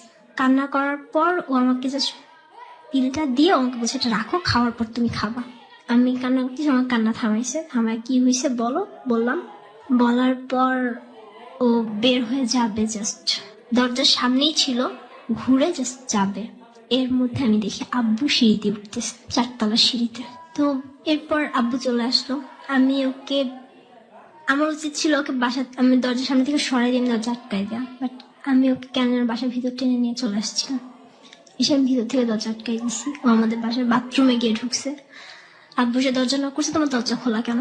আমি তো তালা দিয়ে গেছি। আমি বলছি আব্বু 4তলার আন্টি আসছিল, তো আন্টি বাসায় যেতে কি জন্য দরকার আছে। তো এরপর আব্বু আন্টির বাসায় যায়, তখন আমি ওকে বের করি, আর সে মুহূর্তে 4তলা শীত আব্বুর সামনে পড়ে। My goodness. আব্বু সিঁড়িতেই চেঁচামেচি শুরু করে দেয়। আর ওকে দেখে? হ্যাঁ, ওকে কি দেখে বলে? আপনার বলতেছে যে তুমি কে, তুমি এখানে কি করতেছো? আব্বুকে থাপ্পড় মারছে একটা গালে, যে তুই কে বল। আমি দরজা আটকাই দিছিলাম, তখন আব্বু দরজা নক করছে, ঘরের ভিতর নিয়ে আসছে, সোফার উপরে আব্বুকে ধাক্কা দিয়ে ফেলছে। ওকে, হ্যাঁ, আমি তখনও চুপচাপ, আমি কিচ্ছু বলিনি। 4তলা আন্টি আসছে, কি হয়েছে? এর মধ্যে আব্বুর জুতা খুলে ওকে একটা জুতা দিয়ে গালে বাড়ি মারে। তো কপালের সাইড দিয়ে একটু কেটে যায়। আমি বলছি আব্বু তুমি ওকে ছেড়ে দাও, তুমি ওকে মারো না, দোষ আমার, আমি ওকে বাসায় নিয়ে আসছি। এটা বলার পর আব্বু আমাকে মারে, আমাকে থাপ্পড় মারে, বাট আমি সরি নেই। সেটার জন্য আব্বু আমাকে পেটে খুব জোরে একটা লাথি মারে। ওই মুহূর্তটাতে আমার মনে সেন্স ছিল নাকি আমি জানি না, আমি কোথায় ছিল, আমার চারপাশ অন্ধকার হয়ে গেছে টোটালি। আন্টি আসে, কি হয়েছে, আম্মু তখন আমার ছোট ভাইকে নিয়ে স্কুলে, আম্মু তো কিচ্ছু জানে না এদিকে কি হইতেছে। আমার চাচাকে ফোন দিচ্ছে, আব্বুর একটা মামা আছে দূর সম্পর্কের, ওনাকে ফোন দিছে যে আপনারা একটু আসেন। রানা তখন আপনার বাসার ভিতরে? হ্যাঁ, রান্না তখন ওকে যেতে দেয়নি, তো ওকে জিজ্ঞেস করছে ও কি করে না করে, ও ডিটেলস বলছে। কোথায় পড়তো? ও হচ্ছে একটা ন্যাশনাল ইউনিভার্সিটির আন্ডারে, ও আমাকে মিথ্যা কথা বলছিল। ও আমি যখন ক্লাস 8-এ পড়ি তখন ও সেকেন্ড ইয়ারে পড়তো। এরপর আমার চাচারা আসে, আব্বুকে ফোন দিয়ে আনা হয়। এর মধ্যে আমি অনেক মেরে খাই। আব্বু আমাকে, আমার মনে আছে আব্বু আমাকে মানে লাথি দিয়ে শোয়া, তারপর আব্বু আমার পেটে পাড়া দিয়ে মোচড় দিয়ে আমার পেটে পুরো মোচড় দিয়ে ফেলে। তো তখন আমার পিরিয়ড হয়েছে। আমি মানে আমার ভিতর এমন একটা সেন্স ছিল, আমার খুব ছোটবেলা থেকে আমি যখন আমি বুঝতে শিখছি, আমি চিন্তা ছিল যে আমি মা হবো, আমার খুব কিউট কিউট বেবি হবে। আমি তখন আমার কেন মনে ছিল আমি মা হতে পারবো না। এখানে কিছু বিষয় নোট করতে চাই। আমরা জানি যে এই অনুষ্ঠানটি লাখ লাখ শ্রোতা শোনেন, একেবারে ছোট বাচ্চা থেকে শুরু করে অনেক বয়োবৃদ্ধ মানুষ এটা শোনেন। আমি যতদূর জানি প্রত্যেকটি রিলিজিয়নের একটা রিলিজিয়াস্টিক কথা বলছি যে মেয়ে বয়প্রাপ্ত হওয়ার পর এবং তার গায়ে বাবার দ্বারা হাত তোলা এটা সম্পূর্ণরূপে নিষেধ, এটা অন্যায় এবং এটা করলে গুনাহ হবে। এই কাজটি মা করতে পারেন, কিন্তু তাও সেটার জায়গাতেও একটা বিধিবিধ নিয়ম করে দেওয়া হয়েছে। আমি যতটুকু জানি, আমার পুত্র জ্ঞানে সেটাই বলে। এই ধরনের পৈশাসিক কর্মকাণ্ড এটা যে কোনো বাবার দ্বারাই এটা মেনে নেওয়া খুবই খুবই কষ্টকর, কিন্তু এগুলো আমাদের সোসাইটিতে হয়। এবং যে বাবারা সন্তানের গায়ে হাত তোলেন, কি ছেলে কি মেয়ে, মেয়ের ক্ষেত্রে তো অবশ্যই সচেতন হবেন, কোনোভাবেই হাত তোলা উচিত নয় সন্তানের গায়ে। এবং সেই সন্তান যদি বয়প্রাপ্ত হন তাহলে তো প্রশ্নই ওঠে না। আর ছেলের গায়েও সন্তানকে কেন পিটাতে হবে, সন্তানের গায়ে কেন হাত তুলতে হবে? যদি কখনো এমন কোনো ঘটনার মুখোমুখি হয়েই যান যেটা আপনি ট্যাকল দিতে পারছেন না, তখন শুধু একটা মেসেজ নিজেকে বারবার দেওয়ার চেষ্টা করবেন, আপনি সিন ক্রিয়েট করে রাগারাগি করে গায়ে হাত তুলে এটার কোনো সমাধান আপনি করতে পারবেন না। সুতরাং ওটা করার কোনো মানেই হয় না, বরং আপনি নিজেকে লুজ করলেন। একটা বড় জিনিস হয়ে যায় যে কোনো রাগারাগিতে, সেটা হচ্ছে ওই সব জিনিসটার সমাধান হয় না, কিন্তু একটা সাইড ইফেক্ট তৈরি হয়।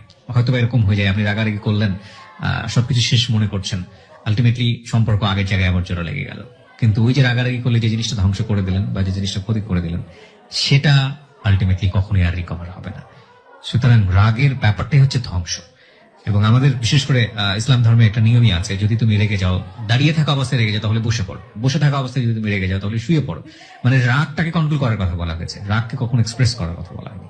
বলুন তারপর কি হলো? তো প্রায় 3-4 বারের মতো আমাকে আব্বু এরকম করে। তো করার পর ওই সময়টাতে বাসার ভিতরে আপনার চারপাশের লোকজন কেউ আপনাদেরকে হেল্প করতে আসছিল? না, কেউ ছিল না বাসায়। যারা বা ইনফ্যাক্ট রানা তখন কি করছিল যখন আপনার গায়ে টর্চার করছিল? হ্যাঁ, ও কয়েকবার বাধা দিতে চেষ্টা করছে, কিন্তু ওকেও মারছে। টাইমে আব্বু আমার জামা ধরে টান দেয়, তো তখনও আমাকে ছুটায় নেয়। ও ছুটায় নিয়ে ও মায়ের খায়। আমার তখন যে মায়েরগুলো আব্বু আমাকে দিত সেই মায়েরগুলো ও নেয়। আমার আমি পেটে এত ব্যথা ছিল, আমি পেট চেপে ধরে আমি বসেছিলাম, জাস্ট আমি বিছানায় আমি নিচে বসা ছিলাম হাঁটু গেড়ে।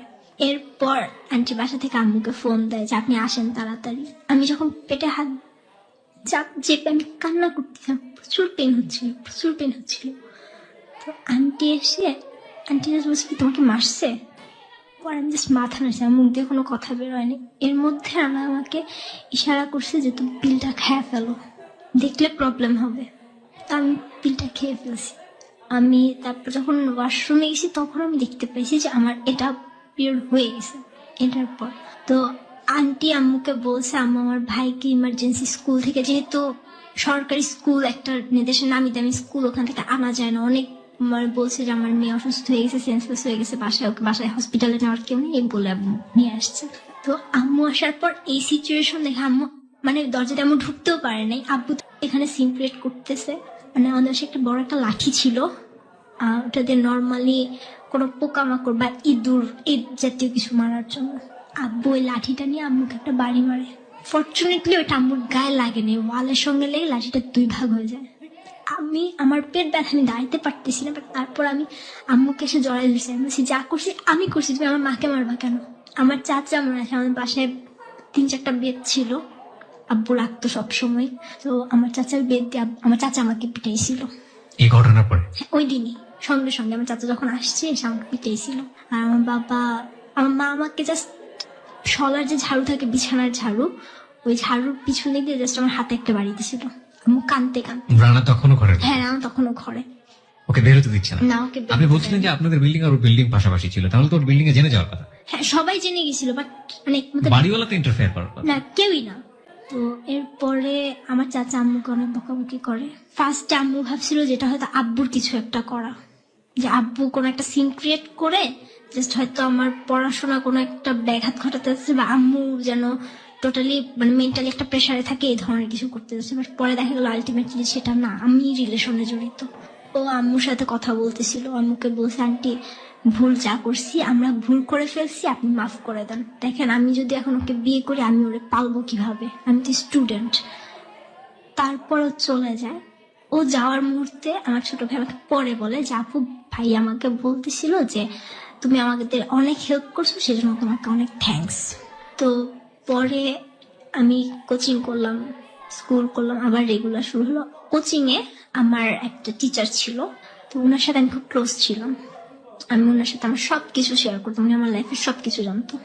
আমি বোঝা থেকে তখন পর্যন্ত সবকিছু, জাস্ট ফিজিক্যাল রিলেশন এটা আমি কাউকেই বলিনি। আমার কম্পিউটারে আমি ওনার কাছে একা পড়তাম, আমি ওনাকে বললাম যে দেখেন এরকম এরকম হয়েছে। আমার যখন মোবাইল আসে তখন আমি ওনার নাম্বার, ওনার সাথে আমি ফোনে কথা বলি, আমি টিচারের কথা মতো সবকিছু করি।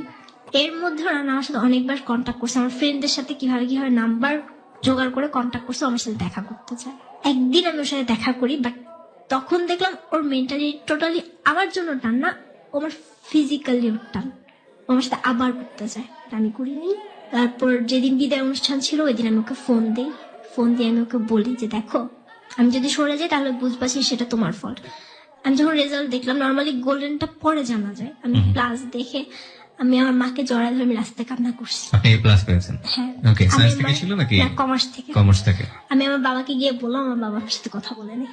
তো রাত্রেবেলা আমার স্যার আমাকে ফোন দিল যে মনিকা তুমি মোবাইলে দেখো, মোবাইলে ফুল রেজাল্ট দিতেছে সাবজেক্ট ওয়াইজ। তারপর যখন আমি মোবাইলে দেখলাম আমার গোল্ডেন আসছে। Golden A plus? কত সালে?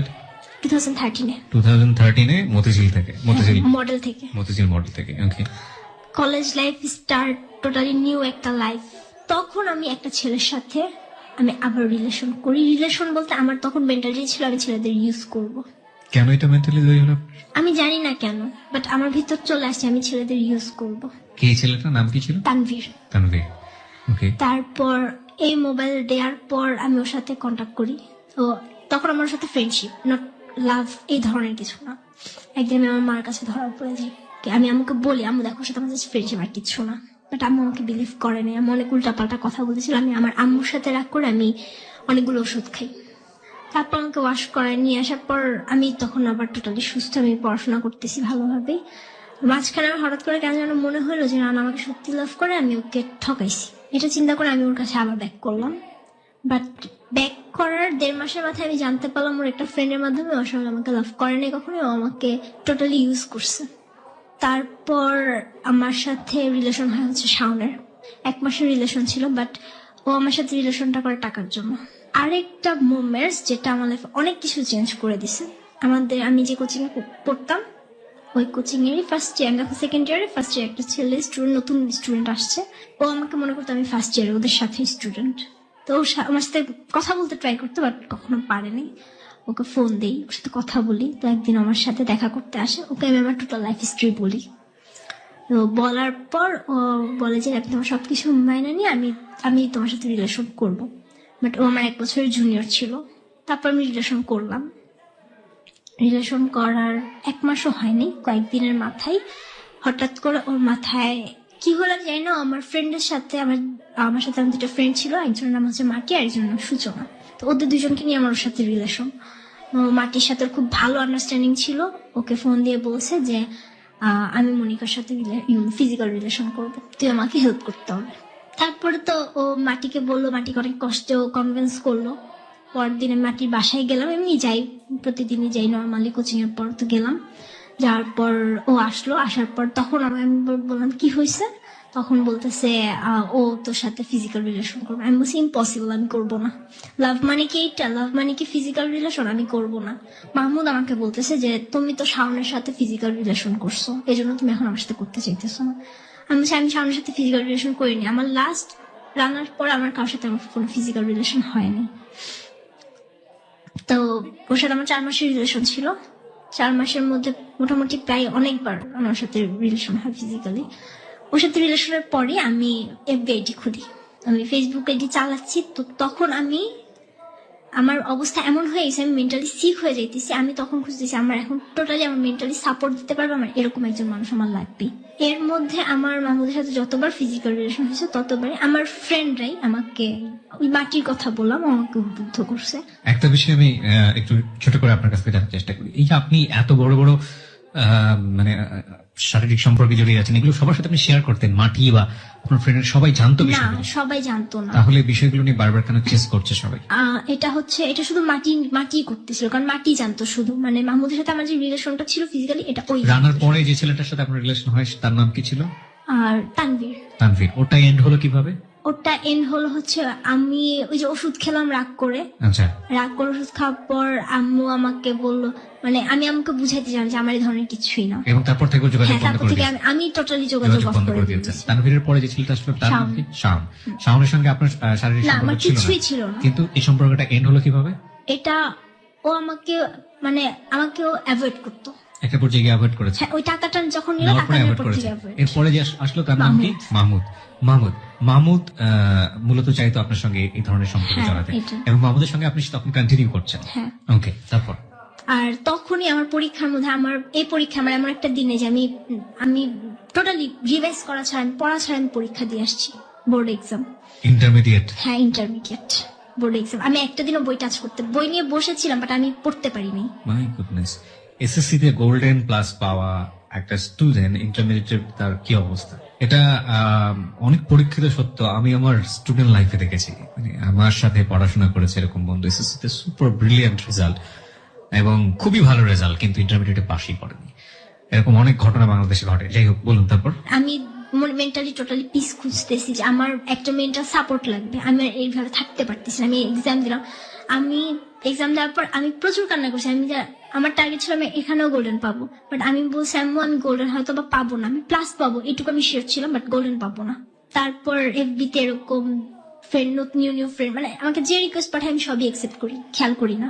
এরকম 2 জনের সাথে আমি কন্ট্যাক্ট করলাম, এফবিতেও চ্যাট করি, নাম্বার দিল, নাম্বারও চ্যাট করলাম, বাট 2 জনের মেন্টালিটি, যে 2 জনের সাথে আমি চ্যাট করলাম, কথা বললাম, মাহমুদের সাথে আমার তখন রিলেশন আছে, সেই অবস্থায় আমি দেখলাম ওদের মেন্টালিটিও একই, সবাই ফিজিক্যাল রিলেশনের ব্যাপারে ইনভলভ, মানে সবাই শুধু চায় না আমি তোমার সাথে ফিজিক্যাল রিলেশন করবো। ফেসবুকে ওরা আমার বাজে বাজে পিক চাচ্ছে, বাট আমি দেখিনি। রোজার ঈদের পর হঠাৎ করে আমার আইডিতে একটা রিকোয়েস্ট আসে, আরিফ বিল্লাহ রাফি নামে। আরিফ বিল্লাহ রাফি মানে আমাদের এই মুহূর্তে যিনি প্রেজেন্ট আছে। ওকে। তো আমি জানি না, আমি সব রিকোয়েস্ট আমি দেখার সঙ্গে সঙ্গে একসেপ্ট করে ফেলছি, বাট ওর রিকোয়েস্ট একসেপ্ট করার আমি কেন যেন মানে একটু দ্বিধাদ্বন্দ্বের মধ্যে ছিলাম, কি একসেপ্ট করব কি করব না। কত সালে আসছে এটা? কত সালের কথা বলছেন? 2000? এই সালেই, জুলাইয়ের ঘটনা। জুলাই মাস, মানে এই কিছুদিন আগে যে জুলাই মাস গেল, হ্যাঁ, রোজার ঈদের পরই। ওকে। তো আমি ওর পুরো প্রোফাইলটা দেখি, ওর প্রোফাইলে ছিল ও শামসুল হক খান স্কুল অ্যান্ড কলেজ থেকে SSC pass, Cambrian school and college থেকে এইচএসসি, আর ঢাকা ইউনিভার্সিটিতে পড়ে। অনেক দ্বিধাদ্বন্দ্বের পর আমি ওকে একসেপ্ট করি, করার পরও ওর সাথে আমার চ্যাট শুরু হয়। ওই ফার্স্ট আমাকে নক করে, তো নক করার পর এরপরও আমাকে বলে ওর আরেকটা আইডি আছে রাফেদ চৌধুরী, মানে রাফায়েদ হাসান রাফেদ নামে। তো ও আমাকে ওই আইডি থেকে আমাকে অ্যাড পাঠায়, আমাকে একসেপ্ট করি, ওর সাথে আমার চ্যাট শুরু হয়। আমি ওকে আপনি করে বলে আমাকে তুমি করে বলে, হ্যাঁ মন খারাপ। তো একদিন আমি ওর ফোন নাম্বার চাই, আমি নিজেই চাই ফোন নাম্বার, আমাকে ফোন নাম্বার দেয়, আমাদের ফোনেও কথা হয়। তারপর 2-1 দিন পর ও আমার সাথে দেখা করতে চায়, আমি তোমার সাথে মিট করব আমার ফ্রেন্ড, জাস্ট ফ্রেন্ড হিসেবে। তো আমি তখন অ্যাডমিশন কোচিং করছি।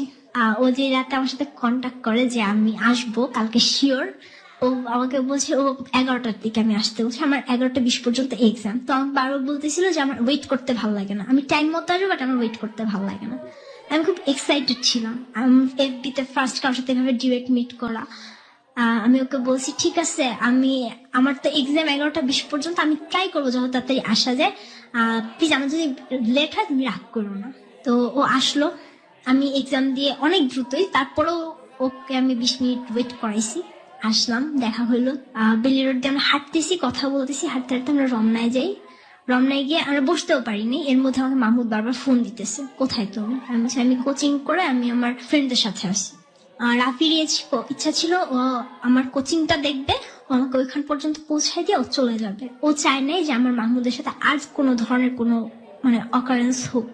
আমরা মাহমুদ সম্পর্কে কি আগে থেকেও জানতো? রাফি আগে হ্যাঁ, থেকে রাফিকে জানতো? আমি সবকিছুই বলছি ফেসবুকে? হ্যাঁ, ফ্রেন্ড হিসেবে আমি ওকে সবকিছু, আমার লাইফে সবকিছু শেয়ার। ফেসবুকে না, ফোনে। ফোনে? ওকে। তখন আমরা রিক্সা দিয়ে যাওয়ার পর আমরা একটা মোড়ে নামি, কারণ বেশি দূর রিক্সা নিয়ে গেলে কোনো টিচারের সামনে বা আম্মুর সামনে পড়ে গেলে প্রবলেম। ওই দিন মাহমুদের টার্গেট ছিল ও আমার সাথে আবার ফিজিক্যালি রিলেশন করবে।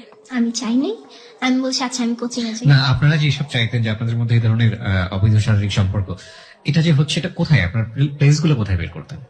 প্লেস ছিল ফ্রেন্ডের বাসা ছিল। এক্স্যাক্টলি, ফ্রেন্ডের বাসা। ওকে, বলুন তারপর। আমি কোচিং এ চলে যাচ্ছি, কারণ আমি তখন বাসাবু থেকে বাসা শিফট করে আম্মুর সাথে আম্মুর একটা সেপারেশন, ডিভোর্স না জাস্ট সেপারেশন হয়ে গেছে, দুজন আলাদা থাকা শুরু করছে। আমরা ধানমন্ডিতে চলে আসছি, সেজন্য আমি তাড়াহুড়া করে যাচ্ছি যে আমার আগে আগে বাসায় যেতে হবে, সন্ধ্যা হয়ে যাবে না হয়। ও আমাকে ফোন দিয়ে নিয়ে গেছে যে না তুমি আসো, তোমার সাথে আমার কথা আছে জাস্ট 5 মিনিট। মানে আমি চিন্তা করলাম, আমার অবাক লাগে কিভাবে এটা পসিবল হয়েছে, আমি জানি না। আমার সাথে সিঁড়িতে ফিজিক্যালি রিলেশন করার পর আমি বের হওয়ার পর রাফি আমাকে ফোন দেয়, তুমি কোথায়? আমি বলছি যে আমি এখন ওর সাথে। তারপর আমি বাসে উঠলাম আম্মুর সাথে, বাসে উঠে আমি খুব কান্না করতেছি, আমি ওকে মেসেজ দিতেছি আমি মরে যাবো, আমার বাঁচার কোনো ইচ্ছা নাই। তখন ও আমাকে বলতেছি কি হয়েছে আমাকে সবকিছু বলো। দেন আমি ওকে আস্তে আস্তে আমার সবকিছু বলা স্টার্ট করলাম। তো ওর ভিতরে কি হয়েছে আমি জানি না, ও আমার সাথে কথা বলতেছে, চ্যাট করতেছে, আমি ওকে ওই দিনে আমি ওকে সবকিছু বললাম। তারপর 25 তারিখ, জুলাইয়ের 25 তারিখ, মানে ও আমার সবকিছু জানে, আমি ওকে ফোনে সবকিছু বলছি মেসেজে। 26 তারিখ হঠাৎ করে মানে ওর কথাবার্তা শুনে আমার কেন যেন মনে হচ্ছিল ও আমাকে লাইক করে। রাফির কথা? হ্যাঁ, রাফি আমাকে লাইক করে। তো আমি তখন 26 তারিখ মানে 12টার পর, রাত্রেবেলা 25 তারিখ রাত 12টার পর আমি ওকে জিজ্ঞেস করলাম মেসেজ দিয়ে যে ডু ইউ লাভ মি? তো রাফি তখন বললো যদি বলি হ্যাঁ। তো আমি বলছি না, আমি হ্যাঁ না, আমি ডিরেক্ট অ্যান্সার চাই, হ্যাঁ অথবা না। তখন আমাকে বললো হ্যাঁ আই লাভ ইউ। দেন ও আমার কাছে জানতে চাইলো, বাট আমি কনফিউজ, আমি জানি না আমি লাভ করি কিনা। আমি বলছি দেখ আমি জানি না, আমি বলতে পারবো না।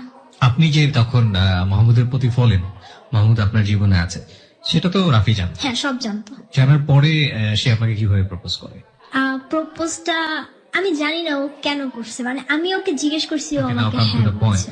রাফি এখানে আছে। রাফি, যেটা হচ্ছে যে মনিকা তো সবকিছু শেয়ার করতে আপনার সঙ্গে, তাই না? এবং এটা জানার পরেও আপনি ওকে কেন প্রপোজ করেছিলেন বা ওকে ভালোবাসলেন কেন? না, আমি আসলে কোনো সময় সাহস পাইতাম না যে আমি ওকে মনে করবো যে মনিকা আমার খুব তোমাকে খুব ভালো লাগে না, কিন্তু ওর লাইফে তো একটা ছিল একটা। হ্যাঁ আমি জানি ছিল, জাস্ট ওর লাইফ স্টোরিটা আমার কাছে এরকম করছে যে এই একটা মেয়ে এত কিছু সাফার করছে, যদি একজনকে যদি ভালোবাসে ট্রুলি, সে ছাড়বে না, কোনদিন সে ছাড়বে না। আমি শুধু এইটুকু জানতাম। এই রিলেশন 26 তারিখে আমাদের দুজন ও আমাকে আই লাভ ইউ বললো, আমি সকালের দিকে আমি ওকে বললাম। 2 দিন পরে রিলেশন হওয়ার পরের মিট, ওই দিন টোটালি টার্গেট নিয়ে বের হয়েছে, আমি মাহমুদের সাথে রিলেশন ব্রেকআপ করে ফেলবো। এর মাঝখানে মাহমুদ আমাকে যত ফোন দেয় আমি ওকে টোটালি অ্যাভয়েড করা স্টার্ট করলাম। ও আমাকে মেসেজের উপর মেসেজ দেয়, কল দেয়, আমি কলও রিসিভ করি না, মেসেজের রিপ্লাই দিই না, টোটালি অ্যাভয়েড করতেছি। ও আমাকে থ্রেট দিতেছে যে তুমি যদি আমাকে রিপ্লাই না করো আমি আন্টিকে বলবো, সবকিছু বলবো। আমি তারপরে রিপ্লাই করি না। দেন আমি ওই দিন যখন আমাদের মিট হলো, ও আর আমি 2টা পর্যন্ত ঘুরলাম। 2টা বাজে আমি কোচিং এর কাজ দিয়ে আমি আম্মুর সাথে, আম্মু যে কোচিং এ জব করে আমি ওইখানে গেলে আমি আর আম্মু একসাথে বাসায় চলে আসবো, ওইখানে যাচ্ছি। তো মাহমুদ ওই দিন কোচিং থেকে বের হয়ে ও আমি যেখানে কোচিং করি ওইখানে দাঁড়ায় ছিল। তো আমি আমার ফ্রেন্ড যে নূপুর, ওকে বলছি মাহমুদ যদি তোকে ফোন দেয় কিছু দেয় তুই বলবি মনিকা কোচিং এ ক্লাসে আছে, আর কিছু বলবি না। তোকে যদি রাস্তায় দেখে বলবি ও অফিস রুমে কাজ করতেছে, তো তুই ও এখন দেখা করতে পারবে না, আসবে পরে। ও যেন মাহমুদ যেন আমাদেরকে দেখতে না পায়, আমরা অন্য দিক দিয়ে চলে যাচ্ছি। এর মধ্যে মাহমুদ আমাকে ফোন দিছে, কোথায় তুমি? আমি এর মধ্যে ওকে বলছি আমি তোমার সাথে রিলেশন রাখবো না, আমার ভালো লাগে না। আমি রাফিকে পাঠাই দিলাম যে তুমি সামনে চলে যাও, এদিকে দাঁড়ানো, দেখলে প্রবলেম হবে। ও আসলো, তো এর মধ্যে মাহমুদ বলতেছে আন্টি আমাকে বলছে তুমি আমার সাথে কোচিং এ যাওয়ার জন্য।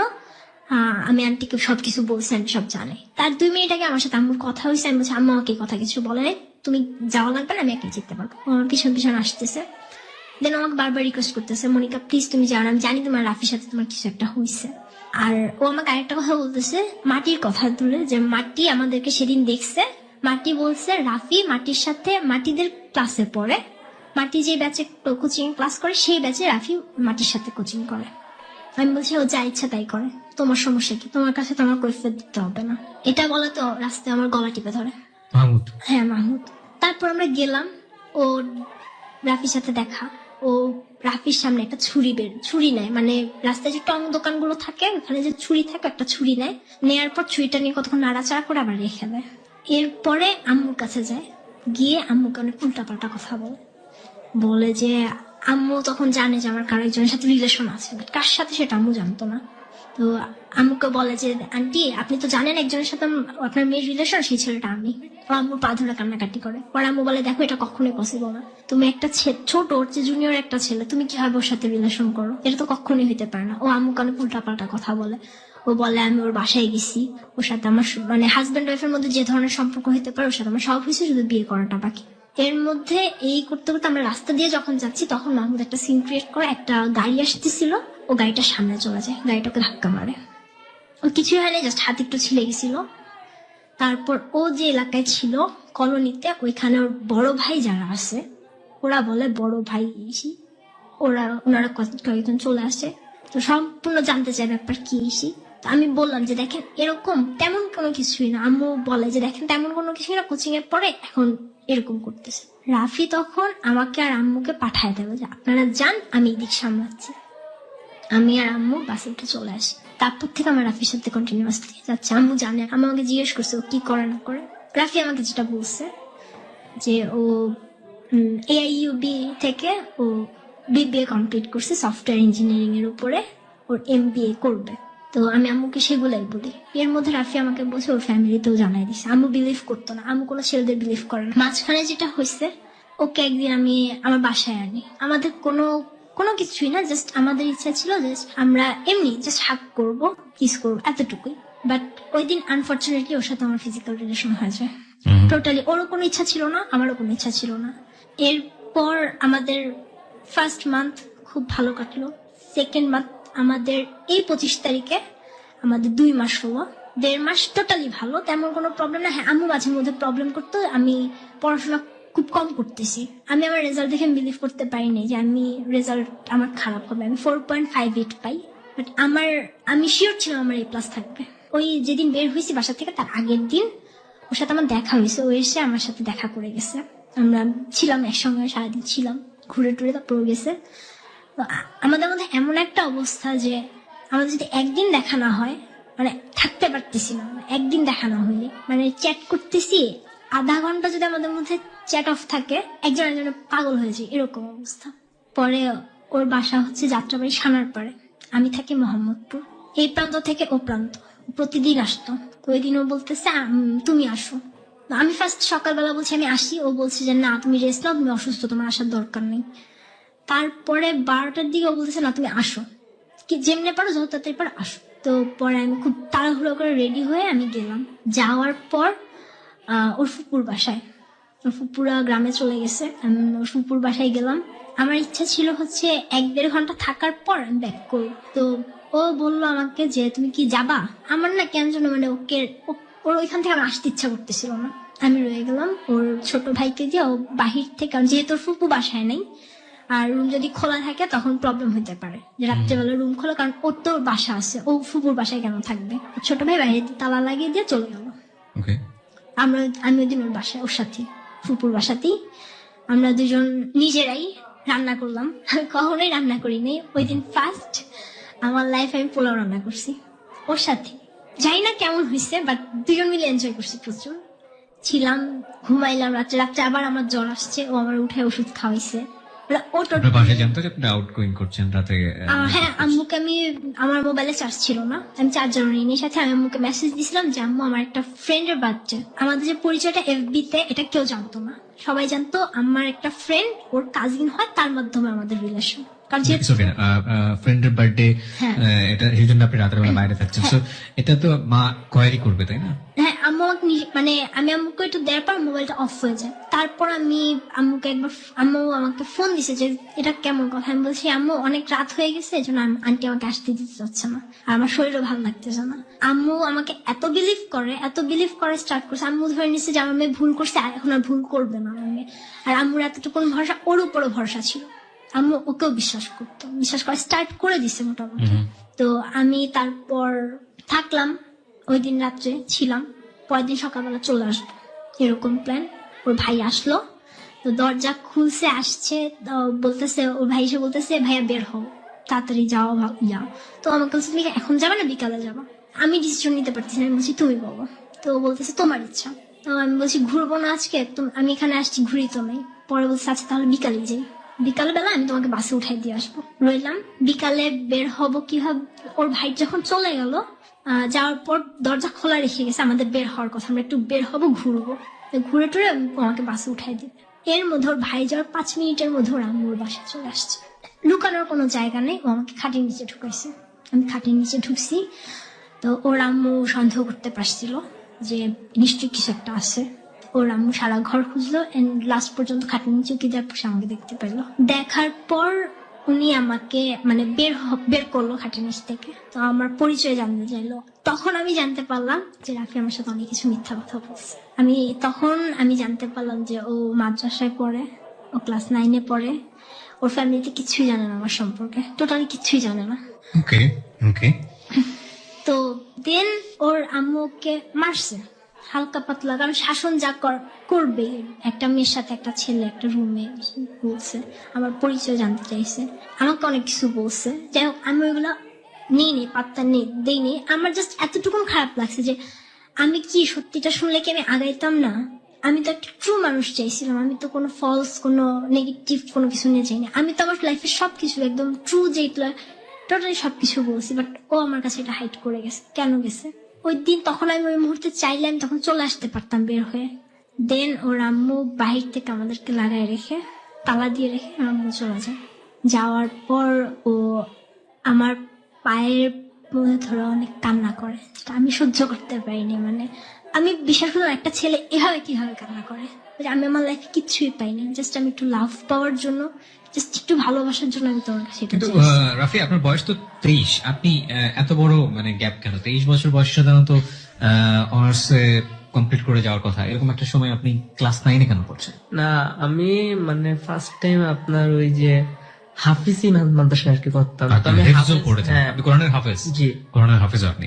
Okay fine. আমি রাফি ওর লাইফের স্কেচটাই তো মোটামুটি এখানে সবচেয়ে বড় করে এসছে। আপনার সম্পর্কে একটু টুকটাক জানি। আপনার লাইফে কি মনিকাই ফার্স্ট, নাকি এর আগেও মনিকার মতো দুই একজন ছিল? আমার লাইফে একদম ছিল, মানে আমার খুব ভালো লাগতো। এটা আসলে আমার গাধামি হইতে পারে। সে ছিল আমার খালামণি, মানে সে আমার মতোই বয়সের দিক থেকে আপনার হ্যাঁ। ভালো লাগার জায়গাটার দিক থেকে একজন? হ্যাঁ, একজনই। এরপরে আপনার জীবনে আর কেউ আসে? না, এরপরে আমার লাইফে একজন আসে, ও আমার দিক দিয়ে ফার্স্ট, আপনার মানে দিক সব। থেকে first? হ্যাঁ, আমার দিক দিয়েও ফার্স্ট।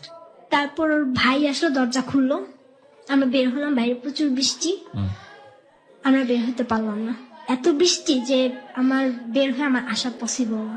ওই দিন আমি রয়ে গেলাম ওর বাসায়, ওর সাথে ও আর আমি ফুপুর বাসায়। ওর ভাই একইভাবে তালা দিয়ে রেখে চলে গেছে। সকালবেলা ওর ভাই আসলো, সকালে না দুপুর বেলা, আমরা ওয়েট করতেছি যত তাড়াতাড়ি আসবো তত তাড়াতাড়ি বাসায় আসবো। ও 1টা বাজে আসছে। তখন আমরা ডিসিশন নিয়ে নিয়েছি যে আমরা এফএমে আসবো। এমন একটা সিচুয়েশন আমাদের মধ্যে, আমরা দুজনকে ছাড়তেও পারবো না, দুজনকে ছাড়া থাকতেও পারবো, মানে কোনোটাই পসিবল না। Okay fine, this is your situation right now. By the way Rafi, আপনার সিদ্ধান্তটা কি? আপনার ফ্যামিলি যদি আপনাকে বঞ্চিত করে দেয়, আপনার প্রপার্টি যদি বন্ধ করে দেয়, সবকিছু ইয়ে করে দিতে হয়, তখন আপনি কি করবেন? না, আমি এইটুকু জানি যে আমার মা বাবা আমাকে ছাড়বে না। নো, আমি আপনাকে ওই জানার জায়গা থেকে একদম স্ট্রিক্টলি কোশ্চেন করছি। ওকে পাওয়ার জন্য আপনার ফ্যামিলিকে ছাড়তে যদি হয়, প্রপার্টি জায়গাটা যদি বন্ধ করে দিতে হয়, give me the honest opinion, কোনো প্রকার কোনো কনফিউজ করেন না। 3টা অপশন আছে। একটা হচ্ছে যে আমি ছেড়ে দিব সবকিছু ওর জন্য, আরেকটা হচ্ছে না আমি ছাড়বো না, এটা আমার পক্ষে সম্ভব না, আরেকটা হচ্ছে আমি কনফিউজ। আপনি কোন জায়গায় আছেন, হাতে নাতে না কনফিউজে? আমার জাস্ট ওকে লাগবে, আর কাউকে না। সো আপনি চাইলে আপনার বাবা মা, ফ্যামিলি, পরিবার, অর্থ সম্পত্তি সবকিছু ছেড়ে দেবেন। জি। আপনার ওপিনিয়নটা কি মনিকা? আমি ওর জন্য সব করতে পারবো। সব করতে পারবে বলতে? আমাকে যদি বলা হয় যে হ্যাঁ আমার মা আমাকে টোটালি আলাদা, আমি এখন টোটালি আলাদাই, সত্যি কথা বলতে। মানে লাইক রাফির মতো আপনি আপনার হ্যাঁ, ফ্যামিলি সবকিছু ফ্যামিলি ছেড়ে সব দিতে পারেন। ছেড়ে দিতে পারবো। আহ, সম্পর্কের জায়গাটার বয়স হচ্ছে কয় মাস? 2 মাস। 2 মাস। 2 মাসের মধ্যে আপনারা দুজনই ফ্যামিলিকে ছাড়তে পারেন, এরকম একটা অবস্থার মধ্যে আসছেন। একজনের বয়স হচ্ছে 23 এবং আরেকজনের বয়স হচ্ছে মাত্র 17 কিংবা 18 আমরা বলতে পারি। এরকম একটা জায়গাতে আসলে আমার মনে হয় যারা শুনেছেন আজকের এই এপিসোডটা, তারা কেউই ওদেরকে বলবেন না যে ওরা ওদের জায়গাতে ঠিক আছে এবং ওরা বিয়ে করতে পারে, ওদেরকে মত দেওয়া উচিত। কিন্তু এটাও ঠিক যে ওদেরকে ডিটাস্ট করা বা ওদেরকে এই জায়গাটা থেকে আলাদা করার জন্য ওদের সাথে রাফ বিহেভ করলে সেটা রেজাল্ট কি হবে সেটা মনিকার জীবন অতীতে বহুবার আপনারা জেনেছেন বা ঘটেছে। আলটিমেটলি প্যারেন্টসদের এখানে কি আচরণ করা উচিত বলেন? আমরা যেদিন লাস্ট বের হয়ে চলে আসার কথা, সকালবেলা ভাই আমরা বললাম আমরা এফএমে আসবো, ওই দিন ঈদের আগের দিনের কথা। ওর ভাই এসে দরজা খুললো, আমরা বের হলাম। বাট বের হওয়ার পর এমন সিচুয়েশন, মানে ঈদের আগের দিন বাস ভাড়া অনেক বেশি, আমাদের কাছে টাকা নেই, সন্ধ্যা হয়ে গেছে, ও আমাকে একা ছাড়বে না, কিছুতেও আমাকে যাত্রাবাড়ি থেকে মোহাম্মদপুর একা আসতে দিবেই না। আমি চলে আসতে চাইছি, ও পাগলের মতো আমাকে বলছে আমি তোমাকে মতিঝিল পর্যন্ত দিয়ে আসি। আমরা বাসে উঠে গেছি, সায়দাবাদ পর্যন্ত আসার পর বলে তোমার আজকে যাওয়ার দরকার নেই। আমি ব্যাক করিনি, আম্মুকে বলছি যে আম্মু আমার একটু প্রবলেম হয়েছে, আমি কালকে সকালবেলা চলে আসবো, পরদিন ঈদ। তো ওই দিন আমি ওর এলাকায় ঘুরছি, ওই আগের দিন, যে কারণে সন্ধ্যা হয়ে গেছিল। ওদের গরু কিনে নিয়ে আসছে, আমাকে ওইটা দেখাইতে নিয়ে গেছে।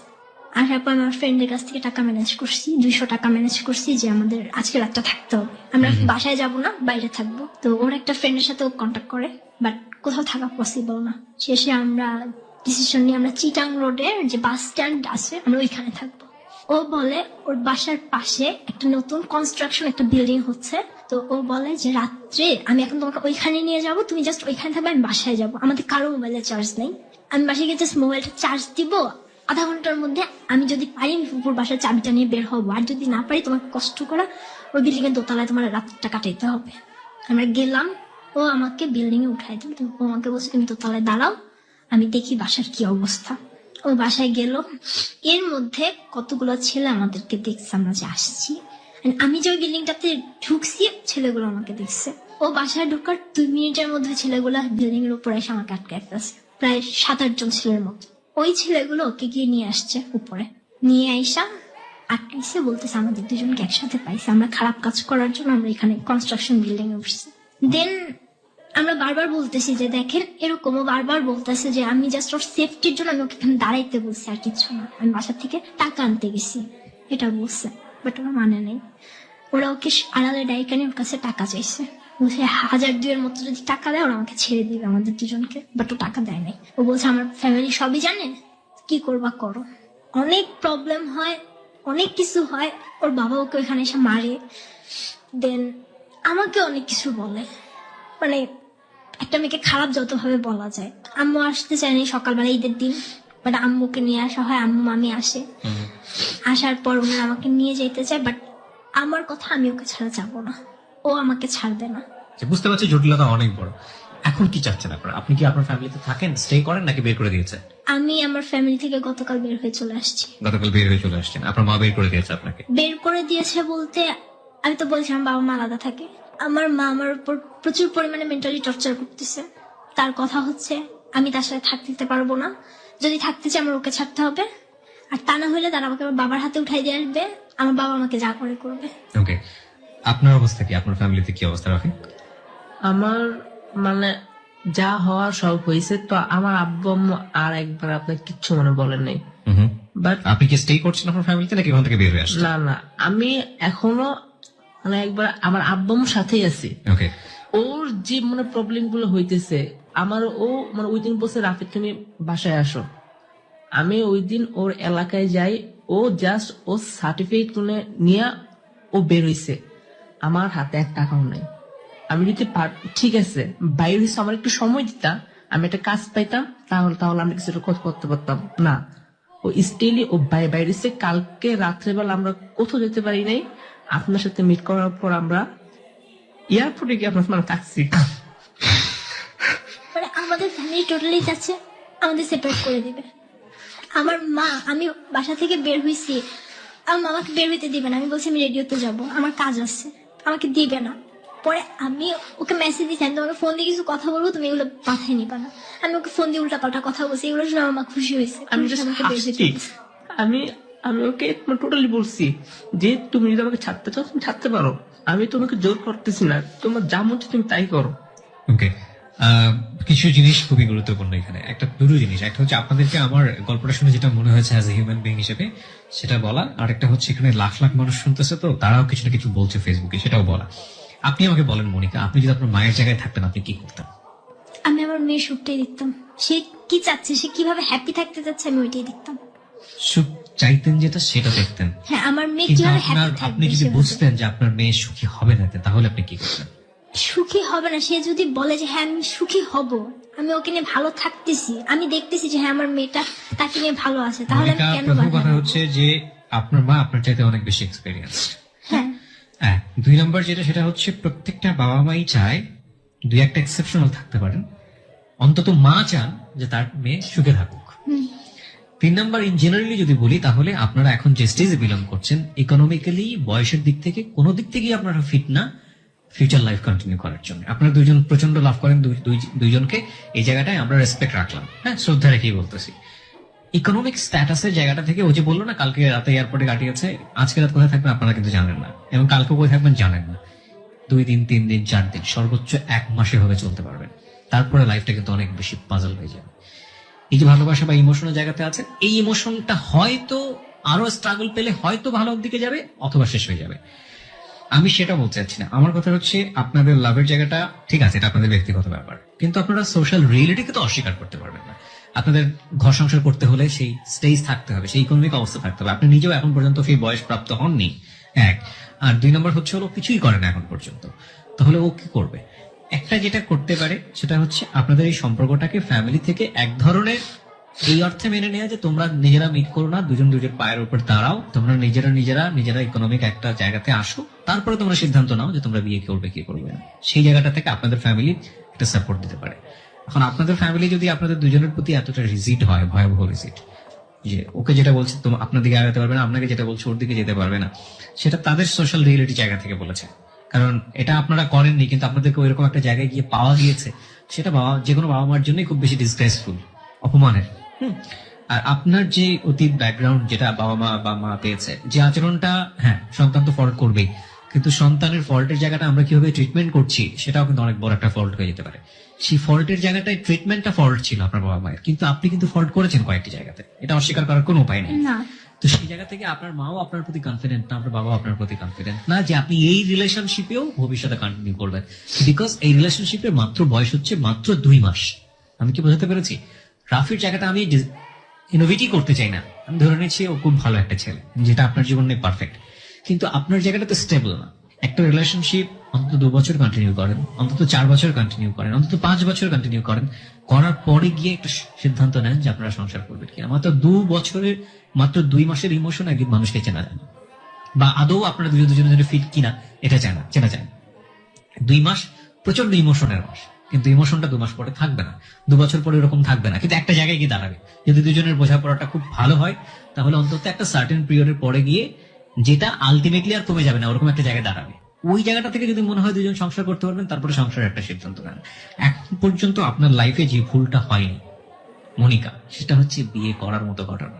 আপনি যদি এরকম ভাবে একজনকে বিয়ে করেন 2 মাসের পরিচয়ে, এটাও যে 2 বছর পরে ভেঙে যাবে না বা 6 মাস পরে ভেঙে যাবে না, সেটার গ্যারান্টি কোনো দেওয়া যায় না। আর দ্বিতীয়, আমার কাছে যেটা মনে হচ্ছে, পুরো লাইফটা পরে আপনি অনেক ব্রিলিয়ান্ট একটা স্টুডেন্ট, সেই জায়গাটাকে প্রপারলি ইউজ করাটা এখন খুবই খুবই খুবই ইম্পর্টেন্ট। আপনি ইউনিভার্সিটিতে যে এরিনাতে যান, ওখানে একটা অনেক বড় জগৎ দেখবেন, সেখানে যদি আপনার সিদ্ধান্ত মনে হয় যে এত কিছু বড় জায়গাতে পড়াশোনা করে আপনি নিজের জায়গাটাকে স্টেবল করে, ওর যে ইকোনমিক স্ট্যাটাস, ওর যে পড়াশোনার স্ট্যাটাস, বা ও যে স্টেজে বিলং করতেছে আপনার চেয়ে অনেক অনেক পিছনে জেনারেল লাইনে, সেখান থেকে আপনি ওকে ক্যারি করতে পারবেন, কজ আপনি এখনো অ্যাডোলেসেন্স পিরিয়ডের একটা স্টেজে আছেন, তাহলে আপনার কন্টিনিউ করা উচিত। নইলে ওকে বিয়ে করার পরে 2 মাস পরে আপনার মেন্টালিটি চেঞ্জ হয়ে যেতে পারে। রাফির ক্ষেত্রে কি হবে না হবে সেটা আমি ডেলি করতে চাচ্ছি না, আমি যেহেতু পুরো বিষয়টা আপনাকে তুলে ধরছি, ঠিক আছে? এগুলো একটু ঠান্ডা মাথায় ভাবার সুযোগ আছে। আমার মনে হয় যেটা, যে পরিবার হচ্ছে দুজনেরই শেষ আশ্রয়স্থল। এখন পর্যন্ত আপনি যদি পরিবারের বাইরে এসে কিছু করতে চান, সেটা আপনার জন্য পরিবারের ভেতরে থাকলে যে অবস্থা খারাপ অবস্থা হবে তার চেয়েও বড় ভয়াবহ খারাপ অবস্থা হতে পারে, আপনার জন্য স্পেশালি বলছি বাংলাদেশের কন্টেন্টসটা। কিন্তু ওর জন্য তেমন একটা টাফ নাও হতে পারে। একটা ছেলেও ওর গায়েগত শক্তি আছে, ঠেলা গাড়ি চালিয়ে হলেও যে কোনো একটা জায়গা তৈরি করে নিতে পারবে। কিন্তু সেটা করে একটা সংসার লিড করার মতো মেন্টালিটি ক্যাপাবিলিটি ওর আদৌ আছে কিনা, সেটা কিন্তু একটা অনেক বড় চ্যালেঞ্জ। হ্যাঁ, আমার মনে হয় Monika, you should go back your family. মা যেহেতু আপনার সঙ্গে থাকে, মাকে খুব ভালো করে বোঝান, ওকে সাথে করে নিয়ে যান যে ঠিক আছে, আমরা সিদ্ধান্ত নিয়েছি যে আমরা একটা লং টাইম যোগাযোগ রাখবো না, বা খুব মিনিমাম টাইপের যোগাযোগ যদি আপনারা গোপন ভাবে রাখতে চান রাখতে পারেন। ফ্যামিলিকে বলেন যে না, আমরা সিদ্ধান্ত নিলাম যে আমরা সেটেল হয়ে যাচ্ছি ফর দ্য ফ্যামিলি, আপনি আপনার ফ্যামিলিতে থাকেন। ওকেও বলেন ধৈর্য ধরতে, হ্যাঁ, আপনি পড়াশোনা করেন, নিজেরা কিছু আর্ন করেন, নিজের জায়গাটা স্টেবল হোক, তারপরেই আপনারা সিদ্ধান্ত নেন। না ভাইয়া, না একবার আসলে হচ্ছে আমি ওকে মানে কালকে অনেক বলছি যে তুমি যাও, মানে আমাকে তুমি যদি ভালোবাসো তুমি আমাকে অবশ্যই পাবা, আমি তোমাকে অবশ্যই পাবো। আমি ওকে সব মানে বুঝাইছি, বাট আমাদের অবস্থাটা মানে এরকম যে আমরা এক হাত মানে ধরে আমরা থাকতেই পারি না। আর ভাইয়া ফ্যামিলিতে ব্যাক করার মতো কোনো মানে way ব্যাক করে নেই। আমাদের কোনো চান্সই নেই। আপনার মা আপনাকে নিবে না? হ্যাঁ, অবভিয়াসলি নিবে না, কারণ আমি এখন আমার মা জানে আমি একটা না ও বাহিরে আর তার চেয়ে বড় কথা হচ্ছে আমার মা আমাকে যা বলতেছে তার চেয়ে বেশি প্রেশার আসতেছে আমার মামা মামির দিক থেকে। আমার মামি আমাকে যা তা কথা বলে গেছে। This is not a fact. এই সিচুয়েশনে যে কেউই সেটা বলবে, আপনার বয়স মাত্র 17, আপনি ইন্টার পাস করেছেন মাত্র কিছুদিন হলো, আপনি ইউনিভার্সিটিতে অ্যাডমিশন নেবেন, এরকম একটা স্টেজে জীবনে এতগুলো বড় বড় ঘটনা, যে কেউই এটা বলবে। এই বলা না বলার জায়গাটাতে আপনি যখন মা হবেন তখন আপনি বুঝতে পারবেন যে আপনার বাবা মা কত বড় স্যাক্রিফাইস করেছে।